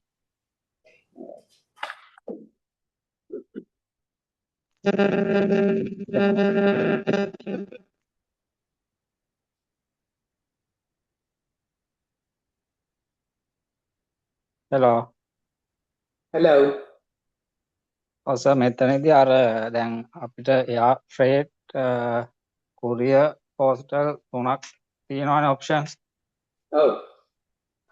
එතකොට අර sea freight එක මොන ගැන sea freight හරි sea freight එක අපි මෙතනදී consider කරේ නැත්තේ දැන් sea freight එකේදී ගොඩක් වෙන්නේ bulk shipments යවන එක. අපි කියමු 40 footers 20 අඩි 20 අඩි 40 containers level එකේ යවන shipments තමයි මේ sea freight එකකදී ඉතාමත්ම වැදගත් සහ මේ ගණන් අඩු. එහෙම නැත්නම් sea freight එකකදී ඔයගොල්ලෝ පොඩි shipment එකක් යවන්න ගියොත් වෙන්නේ තවත් කාගේ හරි shipments එක්ක ඒකේ ඒ කියන්නේ මේ freight company එකකට කතා කරලා ඒගොල්ලෝ යවන අනිත් shipments උත් එක්ක පොඩි space එකක් අරගෙන shipments යවන්න. ඉතින් ඒක හේතුව ඇවිල්ලා කාලය ගත වෙනවා sea freight එකේදී සමහරක් වෙලාවට මාසයක් හෝ ඊට වැඩි ප්‍රමාණයක් ගත වෙනවා. ඒත් එක්කම ලොකු බල්ක් එකක් යවනවා නම් sea freight එක තමයි මේ ඔයගොල්ලෝ තෝරගන්න ඕන මේ එක. දැන් අපි මෙතනදී ફોකස් කරන්නේ ගොඩක්ම SMEs ලා සුළු හා මධ්‍ය පරිමාණ ව්‍යවසායකයන් අර පොඩි shipments යවන එක shipments කස්ටමර්ස් ලාට යවන්න උදව් කරන විදි තමයි අපි මෙතනදී කතා කරන්නේ. ඒ නිසා තමයි මේ sea freight එක අපි මෙතනදී කන්සිඩර් කරේ නැත්තේ. ඒත් එක්කම දැන් sea freight එකත් අපිට ඒ ගැනත් ඕගලන්ට මොන හරි ප්‍රශ්න තියෙනවා නම් ඕගොල්ලෝ bulk shipment යවන කෙනෙක් නම් ඒකෙදිත් පුළුවන් අපිට ඒක සම්බන්ධ උදව් කරන්න. මොකද DHL එකේ තියෙනවා sea freight අංශයක්. ඒගොල්ලන්ගෙන් අපිට ඒ knowledge එක අරගෙන ඔයගොල්ලොත් එක්ක share කරගන්න පුළුවන්. ඉතින් issue එකක් තියෙනවා නම් ප්‍රශ්න මොන හරි තියෙනවා නම් අර ඊමේල් ඇඩ්‍රස් එකට දාන්න අපි ඔයගලන්ට මේ ඒකට දෙන්නම් උත්තර මේ අරගලොත් එක්ක කතා කරන්න. right මෙතනදී අපි rules of origin මෙතන අපි කතා කරනවා සමහරක් ලංකාව සමහරක් countries එක්ක agreements ගහලා තියෙනවා. ඒ කියන්නේ free trade agreements එහෙම නැත්නම් duty අඩු කරන agreements. දැන් මේ ළඟදී අපි යුරෝප සංගමයත් එක්ක තිබ්බ agreement එක ඉවර වෙලා ඒක අපිට දැන් රිනිව් කරන්න ආපහු හම්බෙලා තිබ්බා. මම හිතන්නේ ඒත් එක්කම කොහෙද එංගලන්තෙන් අපිට 0 rate එකක් හම්බෙලා තිබ්බා මම හිතන්නේ මගේ මතකයේ හැටියට 0 duty for අපේ යවන මේ ඇඟලුම් වලට ඒ වගේ එක එක රටවල් එක්ක ශ්‍රී ලංකාව agreements වලට එකතු වෙලා තියෙනවා එකඟ වෙලා තියෙනවා. ඉතින් ඒවා පොඩි ඒ ගැනත් පොඩි අදහසක් ඕගොල්ලෝ තියාගන්න දැන් මෙන්න දාලා තියෙන countries 36 ගත්තොත් එමේ countries 37ත් එක්ක ලංකාව agreements ගහලා තියෙනවා. ඒව වලදී duty සමහරක් ඒවා duty අඩුවෙන් වෙන්න සමහරක් ඒවා bond exchange කරගන්න සමහරක් ඒවාදී ලංකාවෙන් එන බඩු වලට විතරක් duty concession එකක් එන්න duty free වෙන්න ඒ වගේ තියෙනවා. ඉතින් ඔයගලන්ට මේක ඉන්ටර්නෙට් එක පරිශීලනය කරොත් හොයාගන්න පුළුවන් මොනවාද මේ අපි ගහලා තියෙන ලංකාවේ ගහලා තියෙන agreement ඒත් එක්කම export development board එක නැත්නම් IDB එකනොත් ඔයගලන්ට information ගන්න පුළුවන්. ඉතින් ඒව වල තියෙන ප්‍රයෝජනෙත් ඕගොල්ලෝ ගන්න ඕගලන්ගේ business එක දියුණු කරගන්න මේවා හරි useful මොනවාද ඒකට කියන්නේ හරි වැදගත් ඕගලන්ගේ business එක තවදුරටත් ප්‍රයෝජනවත් business එක මේ දියුණු කරගද්දි මොකද ඒ රටේ තියෙන ඩියුටි ප්‍රමාණය අඩු වුණාම ඔයාගේ කස්ටමර්ට ඔයාගේ භාණ්ඩය ඊටමත් අඩු මුදලකට යවා ගන්න පුළුවන්. එහෙම නැත්නම් ඩියුටි ෆ්‍රී වුණාම ඩියුටි නැතුව යද්දි ඔයාගේ කොස්ට් එක විතරයි යාට ගෙවන්න වෙන්නේ. ඉතින් ඒ වගේ රටවල් වලට පොඩි ફોකස් එකක් දෙන්න ඕගොල්ලෝ. හැබැයි ඒක එක භාණ්ඩ වලට ඇග්‍රී වෙච්ච ඒවාක් තියෙනවා. ඉතින් මේ ඇග්‍රීමන්ට්ස් වල ඇතුලේ මොනවාද තියෙන්නේ කියන එක පොඩ්ඩක් හොයලා බලන්න. ඒක අර මං කිව්වා වගේ EDB එකෙන් හරි IDB එකෙන් හරි ඔයගලන්ට ඉන්ෆර්මේෂන් ගන්න පුළුවන් trade agreements ගැන. මේ තියෙන්නේ මේ trade agreements කීපයක් අපි ඇතුළත් වෙලා ඉන්න APTA බංග්ලාදේශ එක්ක ඉතින් මේ පාකිස්තාන් ඉන්දියා ඉතින් ඒ වගේ agreements ගැනත් පොඩි idea එකක් දාලා අදහසක් ඕගොල්ලෝ වෙලාවක් අරගෙන ගන්න ඒවෙන් ඕගලන්ට ඇත්තටම ප්‍රයෝජනයක් තියෙනවා සහ වාසියක් තියෙනවා ඒ රටවල් ફોකස් කරලා ඕගොල්ලෝ බඩු යවන්න ගත්තා. يعني වෙන අපි උදාහරණයකට ගත්තොත් එම ඕගොල්ලෝ ආපහු සපත්තු නිෂ්පාදනය කරන කෙනෙක් සිංගප්පූරුවට සපත්තු යවනකොට සිංගප්පූරුවෙන් ওই ඇග්‍රීමන්ට් එක මත අපිට දීලා තියෙනවා නම් අපේ ලංකාවෙන් යන සපත්තු වලට ඩියුටි නැහැ කියලා. ඒත් එක්කම ආගේ කම්පිටිටර් කෙනෙක් ඉන්නවා නම් ඉන්දියාවේ එක්කෙනත් සිංගප්පූරුවට භාණ්ඩ යවනවා නම් සපත්තු එයාට ඩියුටි charge වෙනවා නම් ඒකට වාගේ භාණ්ඩයේ ඩියුටි නැතුව යද්දී වාගේ කන්සයින් එක වාසියක් තියෙනවා මුදලේ අඩුවක් තියෙනවා. ඉතින් ඒවැ ප්‍රයෝජන ගන්න කියන එක තමයි අපි මෙතන ඔයගලන්ට පොඩි අදහසක් දෙන්න උත්සාහ කරන්නේ. මේත් එක්කම මේ HS code කියන එක තවත් වැදගත් දෙයක් ඔයගලන්ගේ භාණ්ඩ පිටරට යවද්දී හේතුව ආපහු අපි අර සපත්තු උදාහරණයක් ගත්තොත් එම අපි සපත්තුවක් යවන්න ගත්තොත් එම ඕස්ට්‍රේලියාවට අපේ සපත්තු වලට තියෙන එහෙට ගියාම කොච්චර ඩියුටි එකක් අපේ මගේ සපත්තුවට වදිනවද කියන එක ඔයාලට පොඩි අදහසක් ගන්න පුළුවන් මේ HS code ගැන පොඩි දැනුමක් තිබ්බයි. ඒකට කියන්නේ harmonize code කියලා. harmonize code සහ harmonize system HS කියන්නේ ඒකයි. ඉතින් ඒකේ ඇතුලේ තියෙනවා අපි උදාහරණයකට ගත්තොත් සපත්තුවකට තියෙන HS code එක අපි කියමු 15 10 210 කියලා ඒ වගේ code එකක් තියෙන්නේ. ඉතින් ඒ code එකේට අදාළව duty කොච්චරක් වදිනවද taxes කොච්චරක් වදිනවද GST කොච්චර වදිනවද කියන එක ඒ රටේ information ටික ඔයාලට ගන්න පුළුවන්. ඒක වැදගත් වෙන්නේ ඔයාගේ භාණ්ඩය ඔයාගේ වෙබ්සයිට් එකේ පෙන්නනකොට මුදලත් එක්ක ඔයාගේ කොස්ට් එකත් එක්ක ඔයාට යටින් පොඩි දල අදහසක් ඔයාගේ කස්ටමර්ට දෙන්න පුළුවන්. ඔයාට ඒ රටට ගියාට පස්සේ යාට කොච්චර ඩියුටි එකක් ගෙවන්න වෙනවද කියලා ඒ ෂිප්මන්ට් එක. ඉතින් ඒ නිසා ඔය HS කෝඩ් කියන එකෙන් ඔයාලට ගන්න පුළුවන් ඒ දල අදහස වගේ බාණ්ඩේ වැලියු එකත් එක්ක කොච්චර ඩියුටි එකක් එහෙට ගියාට පස්සේ වදීද කියලා. එතකොට කන්සයිනි දන්නවා, වගේ කස්ටමර් දන්නවා ඕවරෝල් ඔයාගේ මුදලයි කස්ටම්ස් ඩියුටි මුදලයි එකතු කරපුවාම එයාට කොච්චර වීදමක් යනවාද ඒ බාණ්ඩේ එයාට ගෙන්න ගන්න කියන එක. ඒක ඉතාමත් වැදගත්. මොකද සමහරක් අය කරන්නේ නැහැ මේ වැඩේ. ඒගොල්ලෝ කරන්නේ ඔයගලන්ගේ බාණ්ඩේ තියෙන ගාන විතරක් දානවා. එහෙට ගියාට පස්සේ සමහරක් බඩු ඒ රටවල් වලට ගෙන්න ගන්න බැරි දේවල් තියෙනවා. එතකොට ඒ කස්ටම්ස් වල හිර වෙලා ඩිස්ට්‍රොයි වෙනවා. ඒත් එක්කම සමහරක් ඒවල හයි ඩියුටි වදිනවා. දැන් ලංකාව ගත්තොත් එම ලංකාවට එන ඉලෙක්ට්‍රොනික බඩු වලට ඉලෙක්ට්‍රික් බඩු වලට හයි ඩියුටි වදිනවා. ඉතින් අපි ඔන්ලයින් සයිට් එකක ගිහිල්ලා කොහේ හරි රටක සයිට් එකකින් මොන හරි ඕඩර් කරලා ගෙන්න ගත්තට පස්සේ රුපියල් 1000කට තියෙන බාණ්ඩයකට තව රුපියල් 1000ක් වැඩිනොත් එම හයි ඩියුටි එකක් එම රුපියල් 2000ක් යනවා. ඉතින් ඔයාලට ඒක වාසිද නැද්ද කියන එක තමයි ඔයාලට බලා ගන්න පුළුවන් නම් ඔයා පර්චේස් කරන්න යන වෙලාවෙම ඔක ඔයාලට ඉතාමත් වදිනවා. ඒ වගේම තමයි ඔයාගේ කස්ටමර්ටත් ඒක ඉතාමත් වටින දෙයක්. ඉතින් ඒක බලා ගන්න පුළුවන් මේ හාමනයිස් කෝඩ් කියන එක සම්බන්ධව පොඩි දැනුමක් ඕගොල්ලෝ ලබා ගත්තොත්. මේක තියෙන්නේ කොහොමද හාමනයිස් කෝඩ් එක ස්ට්‍රක්චර් එක කියලා. සාමාන්‍යයෙන් අර මම ඉස්සෙල්ලා කිව්වගේ 10යි 12යි 120යි ඒ වගේ කෑලි තුනකට කැඩිලා වගේ තමයි හාමනයිස් කෝඩ් එකේ එන්නේ. අපි උදාහරණයකට ගත්තොත් එම දැන් අපි ඉස්සෙල්ලා ගත්ත උදාහරණෙම සපත්තු ගත්තොත් එම සපත්තු තියෙනවා ලෙදර්, සින්තටික්, එහෙම නැත්නම් රෙදි වලින් කරන ඒවා.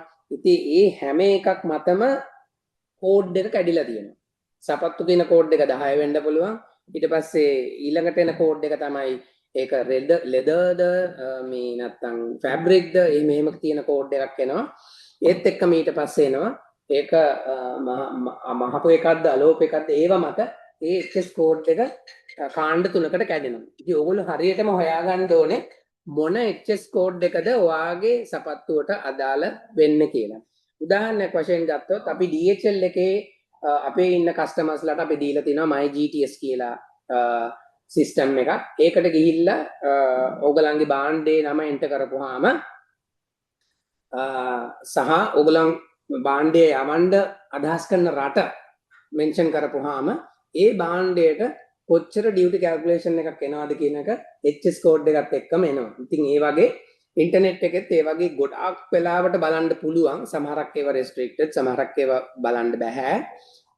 ඉතින් හැමදෙස්සෙම ওই HS කෝඩ් සම්බන්ධවත් ඒ රටවල් වල යවන රට අනුව ඒ බාණ්ඩයට කොච්චර ඩියුටි එකක් වදිනවද කියන එක සම්බන්ධවත් පොඩි දල අදහසක් ඕගොල්ලෝ තියාගන්න. ඒක ඉතාමත් වටිනවා. ඔයා ඩිස්කස් කරනකොට ඔයාගේ කන්සයින්ත් එක්ක එහෙම නැත්නම් කස්ටමර්ත් එක්ක ඒගොල්ලන්ට කොච්චර ඩියුටි එකක් ඒ බාණ්ඩේ ගෙන්න ගත්තොත් වදිනවද කියලා. අර මේ මම කිව්වා වගේ මේ agriculture, food, mineral, animal and plants, textile ඒවට වෙන වෙනම කෝඩ්ස් තියෙනවා. ඒ ඇතුලේ මේ තවත් කෝඩ්ස් කැඩෙනවා.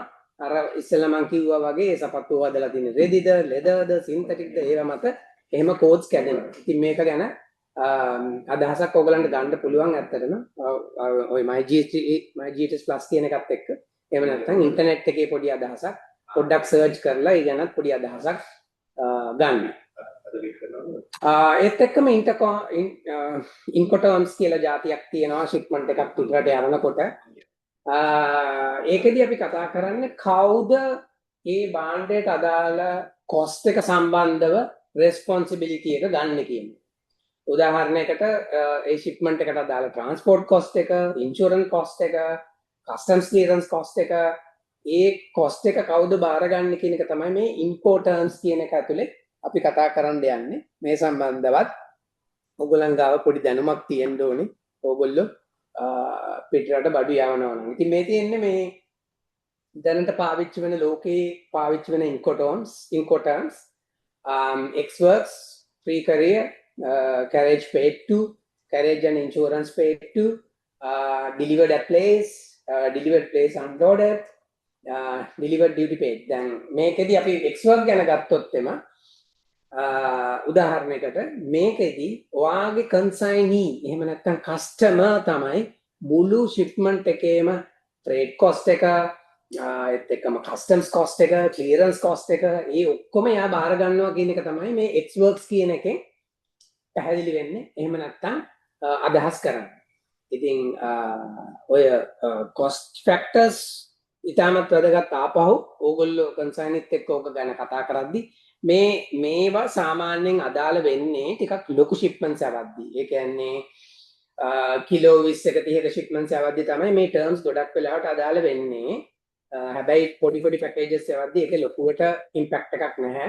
නමුත් මෙතන තියෙනවා ඔයගලන්ට අන්තිමට පේනවා ඩිලිවරි ඩියුටි පේඩ් කියලා එකක්. ඒකෙන් කියන්නේ මෙන්න මේක ඕගලන්ගේ පොඩි පැකේජස් වලට ඉතාමත්ම වැදගත් ටර්ම් එකක්.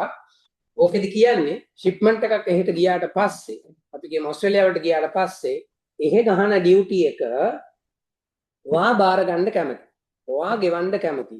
එහෙම නැත්නම් ඔයාට බිල් කරනවට කැමති කියන එක තමයි ඔය DDP කියන එකේ කියන්නේ. මේකත් එක හොඳ ඕගලන්ට හොඳ බිස්නස් ට්‍රික් එකක්.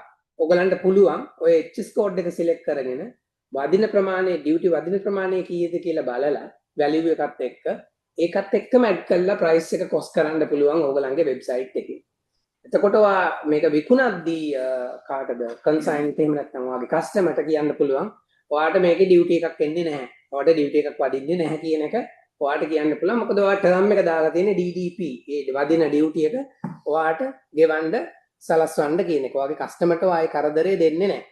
හැබැයි ඔයා කොස්ට් කරනකොට ඒ කොස්ට් එකත් එක්කම තමයි ඔයා මේ ප්‍රයිස් කරලා තියෙන්නේ ඔයාගේ අයිටම් එක.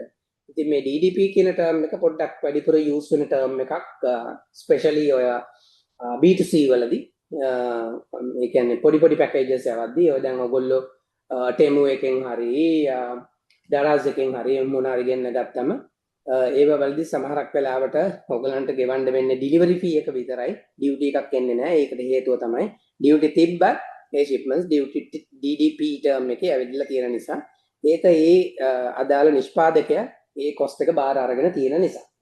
So මේව පොඩ්ඩක් කොම්ප්ලිකේටඩ්. ඒ කියන්නේ ලොකු ෂිප්මන්ට්ස් යවනවා නම් ඔය අනිත් ටර්ම්ස් ලොකුවට පාවිච්චි වෙනවා. වැඩිපුරම ඔය Xwork කියන එක සහ DDP සහ DTU කියන එක DPU කියන එකෙන් අදහස් වෙන්නේ කස්ටමර්ට ඒ ඩියුටි එක ගෙවනවා කියන එක. ඔය ඉස්සෙල්ලා DDP කියලා අපි කතා කරේ ඔයා බාර ගන්නවා කියන එක. DTU කියන එකකින් කරන්නේ ඔයාගේ කස්ටමර් ඒ ඩියුටි එකක් ගෙවනවා කියන එක තමයි. එතකොට ඔයා කොස්ට් කරද්දී ওই ඩියුටි එක ඉන්ක්ලූඩ් කරන්න ඕනේ නැහැ. හැබැයි ඔයාගේ සයිට් එකේ දාන්න මේ ෂිප්මන්ට් එකේ ඩියුටි එකක් තිබ්බොත් එම ඔයා ඒක ගෙවන්න ඕනේ කියන එක. ඔයාට ඒක දාන්න ඕනේ නැත්නම් ඔයාට පුළුවන් ඒක DDP ටර්ම් එකේ තියාගෙන කොස්ට් කරලා දාන්න වැලියු එක ඒ ඩියුටි එකත් එක්ක ඩියුටි ගැන කිසිම මෙන්ෂන් කරන්න අවශ්‍යතාවයක් නැහැ. So මේ ගැනත් පොඩි අදහසක් ඔයගොල්ලෝ තියාගන්න එක්ස්පෝර්ට් වලට රෙඩි වෙනවා නම් මේ ටර්ම්ස් වගේක් යූස් කරන free on board ඒ වගේ පොඩි cost insurance and trade. So මේවත් පොඩ්ඩක් ටිකක් bulk shipment ලොකු shipment යවද්දි පොඩි shipments යවද්දි මේවා ගැන ඔයගලන් ලොකුවට මේ අදහසක් දැනගන්න අවශ්‍ය නැහැ. නමුත් අපි කියමු කිලෝ 20ක 30ක shipments යවද්දි මේ ටර්ම්ස් ටිකත් අවශ්‍යයි. මේ ටර්ම්ස් ගැනත් මොන හරි අවශ්‍යතාවයක් දැනගන්න අවශ්‍ය මොන හරි දේවල් තියෙනවා නම් අපිට ඊමේල් එකක් දාන්න, එහෙම නැත්නම් ටෙක්ස්ට් එකක් දාන්න. අපි ඕගලන්ට උත්තර දෙන්නම් කොහොමද මේක ටැකල් කරන්න ඕනේ කියලා, මේක හසුරුව ගන්න ඕනේ කියලා. right. හරි, මේ අපි ආපහු මේ ඉන්කොටොම්ස් FASFOB ගැන මේ කතා කරන්නේ. ඉස්සෙල්ලා මම එක්ස්ප්ලেইন කරපු ටික ඔයගලන්ට පේනවා ඇති. පල්ලෙහා තියෙනවා sellers premises named place පල්ලෙහාම තියෙන පින්තූර වගේකුත් එක්ක පොඩි. ඉතින් ඔය උඩ අපි ගත්තොත් එමේ FOB කියන එක ගත්තොත් එම on board on arrival EDP වගේ. එතකොට එතනින් එහාට තමයි මේ FOB කියන ටර්ම් එක අදාළ වෙන්නේ. එහෙට ගියාට පස්සේ ඒ කන්සයිනීගේ අදාළ දේවල් ටික තමයි FOB එකේදී.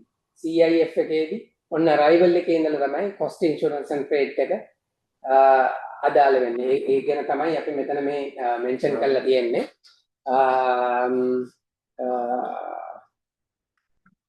right, අපි මේ අර මම ඉස්සෙල්ලා කතා කරා වගේ DDP, DPU, FCA, Xworks ඒ වගේ තමයි මෙතන තියෙන්නේ. දැන් Xworks එක ගත්තොත් අපි ඉස්සෙල්ලා කතා කරා වගේ සෙලර්ගේ තැනේ ඉඳලා එතනින් එහාට තියෙන ඔක්කොම බාර අරගෙන තියෙනවා කන්සයින් බයර්. ඒ වගේ තමයි මේ ටර්ම්ස් වැඩ කරන්නේ. උගලන්ට ඔන්නම් මේකේ ෆොටෝ එකක් ගහගන්න. එහෙම නැත්නම් මේක තවදුරටත් අවශ්‍ය දේවල් තියෙනවා නම් අර ඉස්සෙල්ලා මම කිව්වා වගේ අපිට ඊමේල් එකක් දාන්න. මේ terms ඔක්කොම use වෙන්නේ නැහැ. අර මම ඉස්සෙල්ලා කිව්වා වගේ Xwork එකයි DPU එකයි DDP එකයි තමයි ගොඩාක් වෙලාවට use වෙන්නේ දැනට පොඩි shipments වලදී.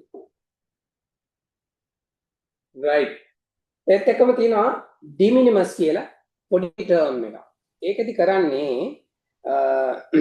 ඔයගලන්ට මතක ඇති මේ ළඟදී ට්‍රම්ප් US ප්‍රෙසිඩන්ට් ටැක්ස් මේ වැඩි කරලා ඉතින් රටවල් වලට ටැක්ස් ප්‍රමාණවල ඇඩ් කරලා ඒ වගේ පොඩි මේ ඇක්ටිවිටි එකක් කරා. ඒකෙදි ඉස්සර තිබ්බා ලංකාවේ ඉඳලා භාණ්ඩයක් US වලට ගිහාම US බායර් කෙනෙක්ට සෙල් කරනවා නම් US වලින් දීලා තිබ්බා ඩොලර් 800ක් වෙනකම් වැලියු එක. අපි ආපහු සපත්තු උදාහරණයක් ගත්තොත් එම වගේ සපත්තුවේ වැලියු එක ඩොලර් 800යි නම් ඒ භාණ්ඩයට up to $800 රුපියල් ඩොලර් 800ක් වෙනකම් තියෙන වැලියු එකකට ඒගොල්ලෝ ඩියුටි charge කරේ නැහැ. de minimis කියන එක apply කරා. එතකොට ඒ duties taxes මුකුත් ඒකට apply වුණේ නැහැ. හැබැයි දැන් මේ අලුතෙන් එයාගෙන ආපු මේ එකත් එක්කම මේ de minimis value එක නැති කරලා තියෙනවා. එතකොට හැම භාණ්ඩයකටම රුපියල් 10ක භාණ්ඩයක් ගියත් දැන් US වල ඩියුටි එකක් පදිනවා. ඒ වගේම ලංකාවෙත් තියෙනවා de minimis value එකක් ශ්‍රී ලංකා කස්ටම්ස් වල මේ ඩික්ලෙයාර් කරපු ඒ ලංකාවට බඩු ගේනකොට මොන රටෙන්ද ඒක මත ඒ de minimis value එක apply කරන්න පුළුවන්. ඒ වගේම මේකත් ඕගලන්ට හොඳ selling point එකක් මේ de minimis value කියන එක ගොඩක් countries වල de minimis value එක apply කරලා තියෙනවා අනිත් countries වලින් බඩු ගෙන්නනකොට. ඉතින් මේ තියෙන උදාහරණ කීපයක් ආමේනියා, ආජන්ටිනා, ඕස්ට්‍රේලියා වල කොහොමද මේ de minimis value එක use කරන්න කියන එක. එතකොට මේකත් ඕගලන්ට use කරන්න පුළුවන්. ඕගලන්ගේ selling points වල. දැන් ඕස්ට්‍රේලියාවට භාණ්ඩයක් යවනකොට ඕගලන්ගේ භාණ්ඩය ඩොලර් 600ට වැඩි අඩු නම් එතකොට මේ de minimis value එක apply වෙලා duty එකක් වදින්න නැතුව consignment යනවා. ඉතින් ඒ වගේ countries ගැන පොඩි අදහසක් තියාගන්න පොඩි මොකද්ද පොඩි analysis එකක් එහෙම නැත්නම් පොඩි අධ්‍යයනයක් කරන්න. මොකද ඒවැ වාසියත් ඕගලන්ගේ බිස්නස් එකට ලබා ගන්න පුළුවන්. මෙහෙම දේවල් ලෝකේ තියෙනවා. සහ මේ වගේ දේවල් ඕගලන්ගේ බිස්නස් එකේ උන්නතියට යොදා ගන්න පුළුවන්. අපි හරි විදියට ඒක පාවිච්චි කරුවොත්.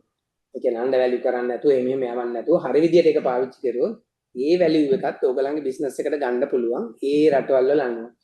සමහරක් countries වලිනුත් දීලා තියෙනවා. ඉතින් ඒවත් පොඩ්ඩක් පරිශීලනය කරන්න Google එකේ තියෙනවා මේ information ගොඩක් මේ de minimis ගැන. මේ පොඩි අපි මේ වෙලාවත් එක්ක පොඩි දල අදහසක් ඕගලන්ට දෙන්නේ මොන වගේ දේවල්ද තියෙන්නේ, මොන වගේ වාසිද ඕගලන්ට ලබා ගන්න පුළුවන් ඕගලන්ට මේ ඕගලන්ගේ බිස්නස් එක කරගෙන යන්න කියලා පොඩි අදහසක් තමයි අපි මේ දෙන්නේ. ඉතින් ඒක නම් හොයාගන්න අමාරු නම් අපිට කියන්න අපි මේ සයිස් ඕගලන්ට දෙන්න. එහෙම නැත්නම් ඒක කියව ගන්න අමාරු නම් ඒත් අපි ඒක තව දුරටත් එක්ස්ප්ලেইন කරන්නම්. අර ඉස්සෙල්ලා කිව්වා වගේ වෙනම අපිට ඊමේල් එකක් හරි ටෙක්ස්ට් එකක් හරි දාන්න. right. ඒ වගේම තමයි එක්ස්පෝර්ට් වලදී මේ අර ඉස්සෙල්ලා අපි මිස් කෙනෙක් ඇහුවා මොනවාද කොහොමද රෙජිස්ටර් වෙන්නේ මොනවාද අවශ්‍ය ડોකියුමන්ට්ස් කියන එක. ඉතින් මේ ඉන්ෆර්මේෂන් මෙන්න මේ තැන් වලින් මේ සයිට්ස් වලින් ගන්න පුළුවන් මොනවාද අවශ්‍ය රෙජිස්ටර් වෙන්න මොන දේවල්ද ඕනේ කියන එක. ඊට අමතරව අපි අර ඉස්සෙල්ලා කිව්වා වගේ අපේ කස්ටම්ස් affairs manager ඔයගලන්ට උදව් කරයි. මේවා ගැන තවදුරටත් විස්තර ඔයගොල්ලොත් එක්ක ෂෙයා කරගෙන. මේ ආපහු කියන්නේ මොන සර්ටිෆිකේට්ස්ද අවශ්‍ය වෙන්නේ කියලා එක්ස්පෝර්ට් වලදී ලංකාවෙන් පිට රටවලට බඩු යවද්දී මොන එක්ස්පෝර්ට් මේ සර්ටිෆිකේට්ස්ද ඕනේ කියලා. දැන් හරි අපි උදාහරණයකට මෙතන තියෙන අපි කියමු ඔයගොල්ලෝ ටී යවනවා වෙන රටකට. ඒ යවනකොට ඒ රටෙන් ඉල්ලලා තියෙනවා ෆයිටෝ සර්ටිෆිකේට් එකක් මේ තේ සම්බන්ධව අපේ තේ අපනයන මණ්ඩලයෙන් සර්ටිෆිකේට් එකක් අරගෙන දෙන්න කියලා. මේ තේ වල ක්වොලිටි එක සත්තු ඉන්නවද එහෙම නැත්නම් ඒකේ ගුණාත්මක භාවයේ ඒ සම්බන්ධව ඒ ෆයිටෝ සර්ටිෆිකේට් එකක් දෙනවා. ඉතින් ඒ සර්ටිෆිකේට් එකත් එක්ක ෂිප්මන්ට් එක එහෙට ගියොත් තමයි එහෙ කස්ටම්ස් වලින් ඔයගලන්ගේ ෂිප්මන්ට් එක රිලීස් කරන්නේ. එහෙම නැත්නම් ඒක රිලීස් වෙන්නේ නැහැ, ඩිස්ට්‍රොයි කරනවා. ඒ වගේ එක එක රටවල් වල එක එක භාණ්ඩ වලට අදාළව සර්ටිෆිකේට්ස් තියෙනවා. ඒට අමතරව ලංකාවේ කස්ටම් එකෙනොත් සමහරක් සර්ටිෆිකේට්ස් අරන් යන්න කියන උදාහරණයක් ගත්තොත් අපි කියමු වෙස්මූණ යවන කෙනෙක් කියලා. ඒ වෙස්මූණ තියෙන්නේ මේ මොන ලීද කළුවර ලීද එහෙම නැත්නම් කුඹුක්ද මොකක්ද කියලා ඒගොල්ලෝ ජස්ටිෆයි කරගන්න ඕන නිසා ඒගොල්ලෝ කියනවා මේකට අදාළව සර්ටිෆිකේට් එක අරන් එන්න එක්ස්පෝර්ට් වලදී කියලා. ඒ වගේ ඒක තමයි දැන් අර ලංකාවේ කස්ටම්ස් වලිනොත් ඉල්ලන සමහරක් සර්ටිෆිකේට්ස් තියෙනවා. ඒත් එක්කම වෙන රටවල් වල රික්වයර්මන්ට්ස් තියෙනවා. ඒගොල්ලෝ ඉල්ලන සර්ටිෆිකේට්ස් උත් තියෙනවා. ඉතින් ඒ දෙකම සම්පූර්ණ කෙරුවොත් තමයි ඔයාගේ ෂිප්මන්ට් එක ස්මූත්ලි ගිහිල්ලා ඔයාගේ කස්ටමර්ට හම්බෙන්නේ. එහෙම නැත්නම් වෙන්නේ සමහරක් ෂිප්මන්ට්ස් තියෙනවා ලංකාවේ කස්ටම්ස් එකේ හිර වෙච්ච ඒවා තියෙනවා. ඒවා සර්ටිෆිකේට්ස් අරගෙන නැතුව ඒක ප්‍රොවයිඩ් කරගන්න බැරුව ඒත් එක්කම වෙන රටවල් වල තියෙනවා ඒ වගේම ෂිප්මන්ට්ස් හිර වෙච්ච ඒවා. එහෙම සර්ටිෆිකේට්ස් දීලා යවලා නැතුව කන්සයින්ට යන්නේ නැතුව කස්ටමර්ට යන්නේ නැතුව. ඉතින් ඒ නිසා මේ සම්බන්ධවත් පොඩි අයිඩියා එකක් ඕගොල්ලෝ ගාව තියාගන්න කොහෙන්ද මොන සර්ටිෆිකේට් එකද අවශ්‍ය කියන එක again DHL අපි ගත්තොත් එම අපි මේ සම්බන්ධව ස්පෙෂලිස්ට්ලා ඉන්නවා. ඒගොල්ලන්ට අදහසක් තියෙනවා මොන ඩිපාර්ට්මන්ට් එකෙන් මොන සර්ටිෆිකේට් එකද මොන භාණ්ඩයකටද ගන්න ඕනේ කියලා. අර ඉස්සෙල්ල කිව්වා වගේ අපිව කන්ටැක්ට් කරන්න අපි ඔයගලන්ට help information ඔයගොල්ලොත් එක්ක share කරගන්න plan quarantine ඒ වගේ ගොඩක් දේවල් තියෙනවා. ඉතින් ඒ නිසා හැම භාණ්ඩයක්ම ඔයගොල්ලෝ නිෂ්පාදනය කළා රයිට් මට හෙට ඉඳලා යවන්න පුළුවන් කියලා ඒක යවන්න ලෑස්ති වුණාට ඒ එක්ස්පෝර්ට් එක සම්බන්ධව ගොඩාක් දේවල් තව තියෙනවා මේ වගේ HS codes මේ certificates ගන්න ඕන අවසර මේ වගේ දේවල් ගොඩක් තියෙනවා. ඒව ගැනත් පොඩි අදහසක් තියාගන්න. මොකද එකපාරටම කිව්වොත් එම ඔයාගේ කස්ටමර් රයිට් මම හෙට දාන්නම් කියලා. හැබැයි දාන්න යනකොට ඔයාලට දාන්න බැයි නම් සර්ටිෆිකේට් ගන්න ඕන නම් ඊට පස්සේ ආයෙවා කස්ටමර්ට කියන්න බෑ මම මෙහෙම සර්ටිෆිකේට් ඉල්ලනවා තව දවස් 5ක් විතර යනවා. එහෙනම් මට තව දවස් 5ක් දෙන්න. ඒක ප්‍රොෆෙෂනල් නෑ ඔයගලන්ගේ සෙලින් එකේදී. ඒ නිසා මේ වගේ අදහසක් තිබ්බොත් ඔයාලට කෙලින්ම කියන්න පුළුවන් රයිට් මට ටී එක්ස්පෝර්ට් කරන්න නම් මෙහෙම සර්ටිෆිකේට් එකක් ගන්න ඕනේ, ෆියුමිගේෂන් සර්ටිෆිකේට් එකක් ගන්න ඕනේ, එහෙම නැත්නම් ෆයිටෝ සර්ටිෆිකේට් එකක් ගන්න ඕනේ. ඒක අරගෙන තමයි එවන්න පුළුවන්. ඒකට දවස් 3ක් විතර යනවා. එතකොට ඔයාගේ කස්ටමර්ගේ එක්ස්පෙක්ටේෂන් එක එයාට දැනුවත් කරලා තියෙන්නේ දවස් කීයකින්ද ඔයාට ෂිප්මන්ට් එක එන්නේ කියන එක. එහෙම නැතු ඔයාව ඔහි අතහැරලා දාලා නැහැ. එයා ෂිප්මන්ට් එනකම් බලන් ඉන්න අවශ්‍යතාවයක් නැහැ. ඔයා හැමදෙස්සෙම ඔයාගේ භාණ්ඩය විකුණනකොට ඔයාගේ ඔළුවේ තියෙන්න ඕනේ ඔයාට අදහසක් තියෙන්න ඕනේ මේක මොන රටටද යවන්නේ, ඒ රටේ මොනවද තියෙන අවශ්‍යතාවය, මේ රටෙන් මට යවන්න තියෙන අවශ්‍යතාවයල් මොනවද, ඒව මත කොච්චර දවසක් මට මේක එක්ස්පෝර්ට් කරන්න යනවද කියන එක ගැන පොඩි අදහසක් තියාගන්න. ඒක තමයි අපි මේ ස්ලයිඩ් එකෙන් ඔයගලන් දැනුවත් කරන්න හදන්නේ.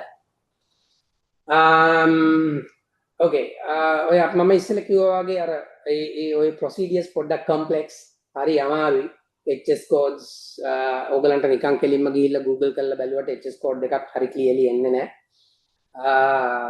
තව විස්තර අවශ්‍යයි. තව විස්තර දාන්න ඕනේ. අර මම ඉස්සෙල්ලා කිව්වා වගේ MyGTS කියන එක අපි ඩෙවලොප් කරලා තියෙනවා DHL එකේ. ඕගලන්ට පහසු වෙන්න. එතකොට ඕගලන්ට ගිහිල්ලා ලොග් වෙලා හරිම ලේසියෙන් මොකක්ද HS code එක සහ ඒකට අදාළ ඩියුටි ප්‍රමාණය කීයද කියලා බලා ගන්න පුළුවන්. සමහරකට මේ වගේ දේවල් අනිත් කුරියර් කම්පැනිස් වලත් හදලා ඇති අපි දන්නේ නැහැ.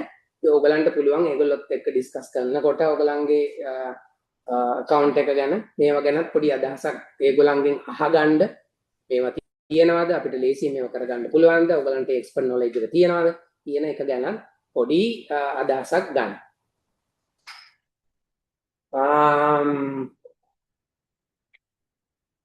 right මේ ආපහු අපි මේ HS code ගැන තමයි කතා කරන්නේ in detail. අර මම ඉස්සෙල්ලා කිව්වා වගේ ඔය cotton t-shirt එකකදී මොකද්ද use කරන code එක, import එකකදී මොකද්ද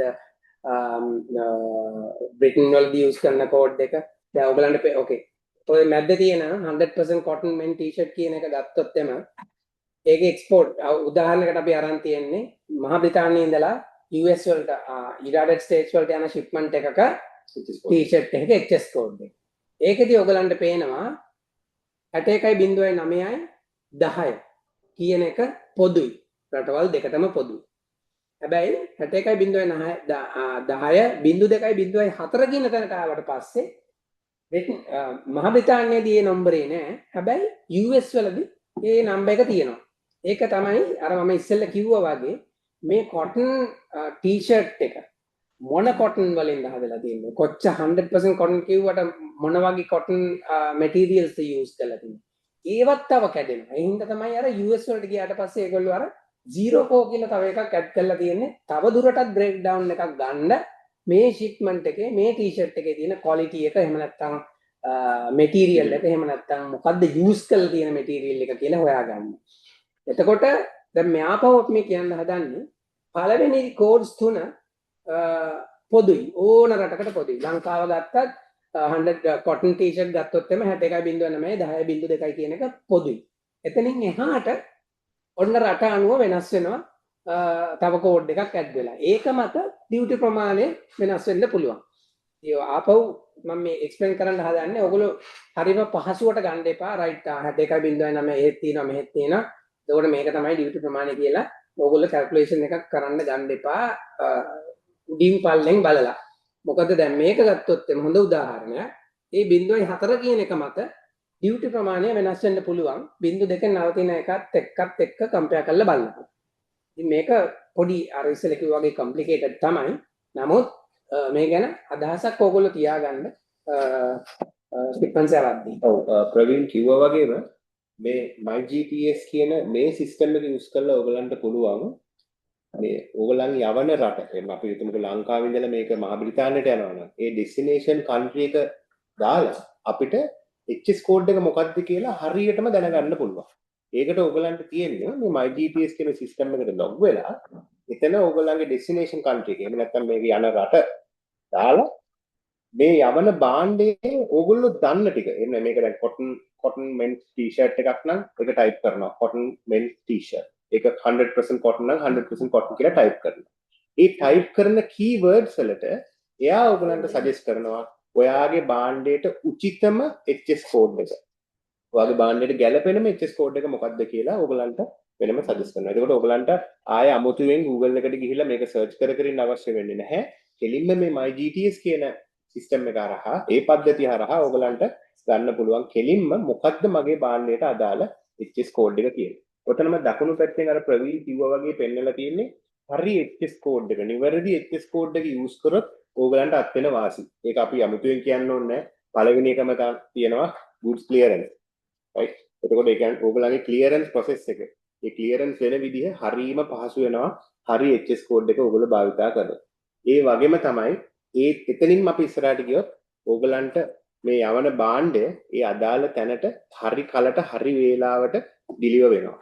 මොකද ගොඩාක් භාණ්ඩ ඩිලිවර් වෙන්න පරක්කු වෙන්නේ මේක අපි හරියට ඩික්ලෙයාර් කරේ නැත්තම්. එහෙම නැත්නම් මේක HS කෝඩ් එක වැරදි නම් ඒක ගොඩාක් ක්ලියරන්ස් ඉෂුස් වලට භාවිතා වෙනවා. එතකොට ක්ලියරන්ස් ඉෂුස් වැඩි වෙනවා කියන්නේ මේ භාණ්ඩය ක්ලියර් වෙලා ඕගලන්ගේ අවසාන පාරිභෝගිකයට යන කාලය තවත් වැඩි වෙන එක. ඒක නිසා හැම තිස්සෙම උත්සාහ කරන්න හරි HS කෝඩ් එක මේකට යූස් කරන්න. ඒ වගේම තමයි අන්තිම එක මේ හැම දෙයකින්ම ඉස්සරහට එනවා නම් මේ හැම දෙයකටම අදාළ වෙනවා යම් කිසි මුදලක්. එතකොට අපි හරි HS කෝඩ් එක යූස් කරොත් මේක හරි විදිහට ක්ලියර් වෙනවා. වැඩි වෙලාවක් තියාගන්නේ නැහැ කස්ටම් එකේදී. ඉක්මනට අපේ පාරිභෝගිකය ඩිලිවර් වෙනවා. ඒ හැම දෙයක් තුලින්ම මේ යන කොස්ට් එක, මේ යන මුදල අපිට ඉතුරු වෙනවා. right.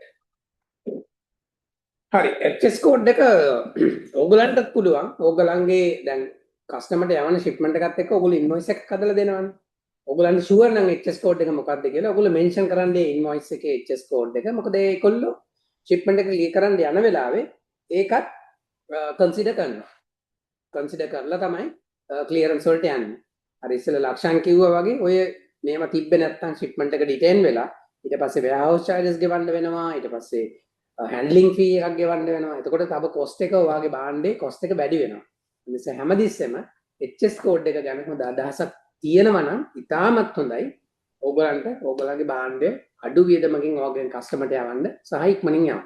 ප්‍රවීන් කිව්වා වගේම අපිට මේ මේ MyGTS සිස්ටම් එක හරහා අපිට ගන්න පුළුවන් අපේ භාණ්ඩය යන අපේ භාණ්ඩය මේ රටේ ඉඳලා අනිත් රටට යනකොට යන shipping charge එක වෙනම ගන්න පුළුවන්. ඊට පස්සේ පුළුවන් මේකට ඒ රටේදී වදින ඩියුටි එක කීයද? කොච්චරක් වදිනවද? අපි හිතමුකෝ අපි ටී-ෂර්ට් එකක් යවනවා මුදල රුපියල් 1000යි. නමුත් එහෙට ගියාට පස්සේ තව රුපියල් 300ක ඩියුටි එකක් වදිනවා. එතකොට මේ ඩියුටි එක කීයද කියලා ගණනය කරගන්න පුළුවන් අපිට මේ MyGTS එක හරහා. ඒක තමයි අපි කියන්නේ මේ landed cost එක කියලා. landed cost calculator කියලා කියන්නේ ඒක. එතකොට අපේ පාරිභෝගිකයාට පුළුවන් දැනගන්න අපෙන් ගන්නවා ටී-ෂර්ට් එක රුපියල් 1000ට. මේක මගේ රටට එනකොට මේකට කොච්චර ඩියුටි එකක් වදිනවද? එතකොට මගේ මේ භාණ්ඩය මට වටිනවද මෙහෙට ගෙන්නන එක? right? ඒ හැමදේම බලා ගන්න පුළුවන් මේ landed cost calculator කියන එකේ.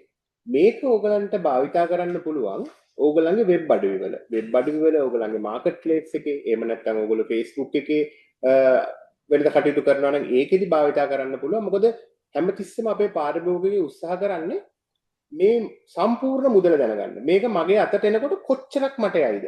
ඒක තමයි අපේ පාරිභෝගිකයෝ හැමතිස්සෙම උත්සාහ කරන්නේ ඒක දැනගන්න. අපි වුණත් භාණ්ඩයක් මිලදී ගන්නකොට අපි බලනවා right මේකේ වටිනාකම මෙච්චරයි. මට මේක මේ වෙලාවේ මිලට ගන්න පුළුවන්. නමුත් මට මේක ගෙදරට ගෙන්නනවා නම් කොච්චරක් යයිද? අපිත් හැමතිස්සෙම try කරන්නේ මේ සම්පූර්ණ මුදල දැනගන්න. ඒක නිසා මේ MyGTS එක කරා ඔයගලන්ට පුළුවන් මේ භාණ්ඩය අපේ පාරිභෝගිකයාට යනකොට කොච්චර මුදලක් අය වෙයිද? ඒක අපිට පාරිභෝගිකයාට දෙන්න පුළුවන් අපේ වෙබ් අඩවිය හරහා. සහ දැන් ඒ ඉන්ෆර්මේෂන් එක ඔයාගාව තියෙනවා නම් ඔයාට පුළුවන් ඔයාගේ වෙබ්සයිට් එකේ ඔයාට කම්පිටිටිව් ප්‍රයිස් එකක් ඔය වෙබ්සයිට් එකේ මෙන්ෂන් කරන්න. ඒකෙන් මම කියන්න අදහස් කරන්නේ දැන් අපි හිතමු බංග්ලාදේශ ඉඳලා ටී-ෂර්ට්ස් යවනවා US වලට ඔන්ලයින් ප්ලැට්ෆෝම් එකේ. ඔයා ටී-ෂර්ට්ස් කරනවා US වලට. එතකොට ඔයාට බලන්න පුළුවන් නම් US වල ඩියුටි එක කොච්චරද කියලා. ඔයා දන්නවා ඔයාගේ කස්ටමර්ට යනකොට ඔයාගේ ටී-ෂර්ට් එකේ ගාන ඔයා විකුණන මිල රුපියල් 1000යි. රුපියල් 500ක් යනවා ඩියුටි වලට. එතකොට රුපියල් 1500කට තමයි ඔයාගේ කස්ටමර්ගේ අතට යන්නේ කියලා. එතකොට ඔයාට පුළුවන් බංග්ලාදේශ වලින් කීයද විකුණන්නේ මේ ටී-ෂර්ට් එක කියලා බලන්න. එතකොට උදාහරණයකට ඒගොල්ලෝ විකුණන්නේ ටී-ෂර්ට් එක රුපියල් 800යි නා. එතකොට එතන 800යි 500යි 1300යි. ඔයාගේ 1500 ටී-ෂර්ට් එකට වැඩි 1300 ටී-ෂර්ට් එක කස්ටමර්ට ලාභයට ගන්න පුළුවන් කියන එක ඔයාට පේනවා. එතකොට ඔයා ප්‍රයිස් කරනකොට ඔයාට පුළුවන් කම්පිටිටිව් ප්‍රයිස් එකක් අර 800 නම් ඔයාට පුළුවන් නම් 750ට කරන්න රුපියල් 50ක් අඩුවෙන් ඕක ඔයාගේ කස්ටමර්ට පේන නිසා ඔයාගේ භාණ්ඩය අපේ ලංකාවෙන් යන භාණ්ඩෙ මිලදී ගන්න එයා පෙළඹෙනවා.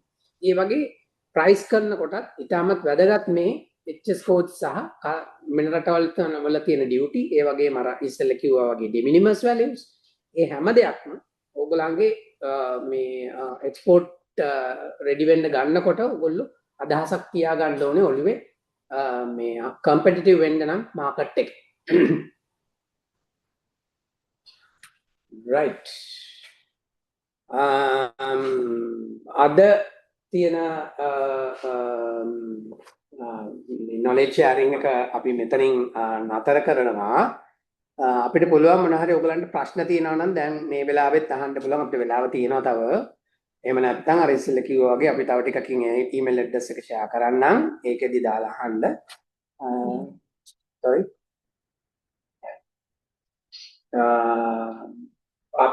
මොන හරි ප්‍රශ්න තියෙනවා නම් අහන්න අපිට දැන් උත්තර දෙන්නත් පුළුවන්.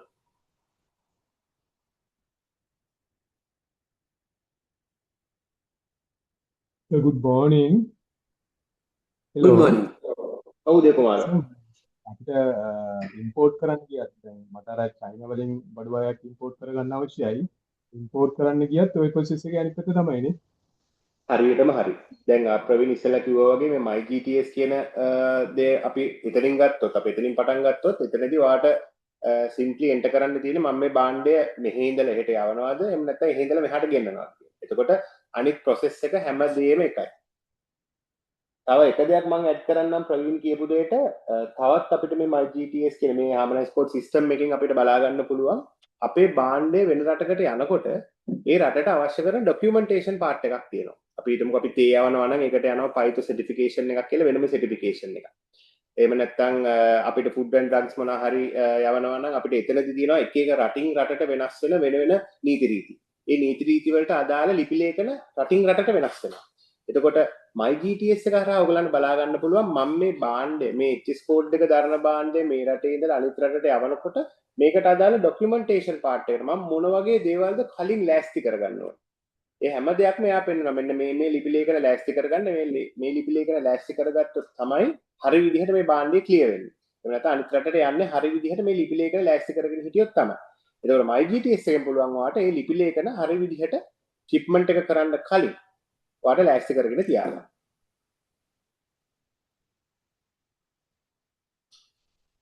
Good morning, මම රුවන්. ඕස්ට්‍රේලියාවයි තව countries දෙකක් එක්ක minimum value එකක් ගැන කතා කර මිනිමිස් මං හිතන්නේ.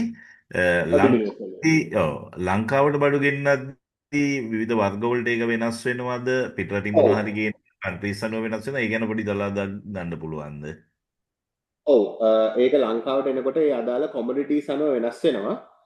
මේක ගැන සර්ට වැඩිදුර මේකක් අපිට දෙන්න පුළුවන් අපි මේකෙන් පල්ලෙහා අපි දානවා අපේ ඊමේල් ඇඩ්‍රස් එක. ඊමේල් ඇඩ්‍රස් එකට දාපුවම අපි වැඩිදුර ඒක ගැන මේ වෙනම අපි සඳහන් කරලා අපි සර්ට අපි ඒක එවන්නම් කොහොමද ඒ රටින් රටට යනකොට ලංකාවට එනකොට කොහොමද වෙන්නේ කියලා අපි වෙනම දාලා එවන්නම්. ඒ කොමොඩිටි අනුව වෙනසක් වෙන්න පුළුවන්. Thank you very much.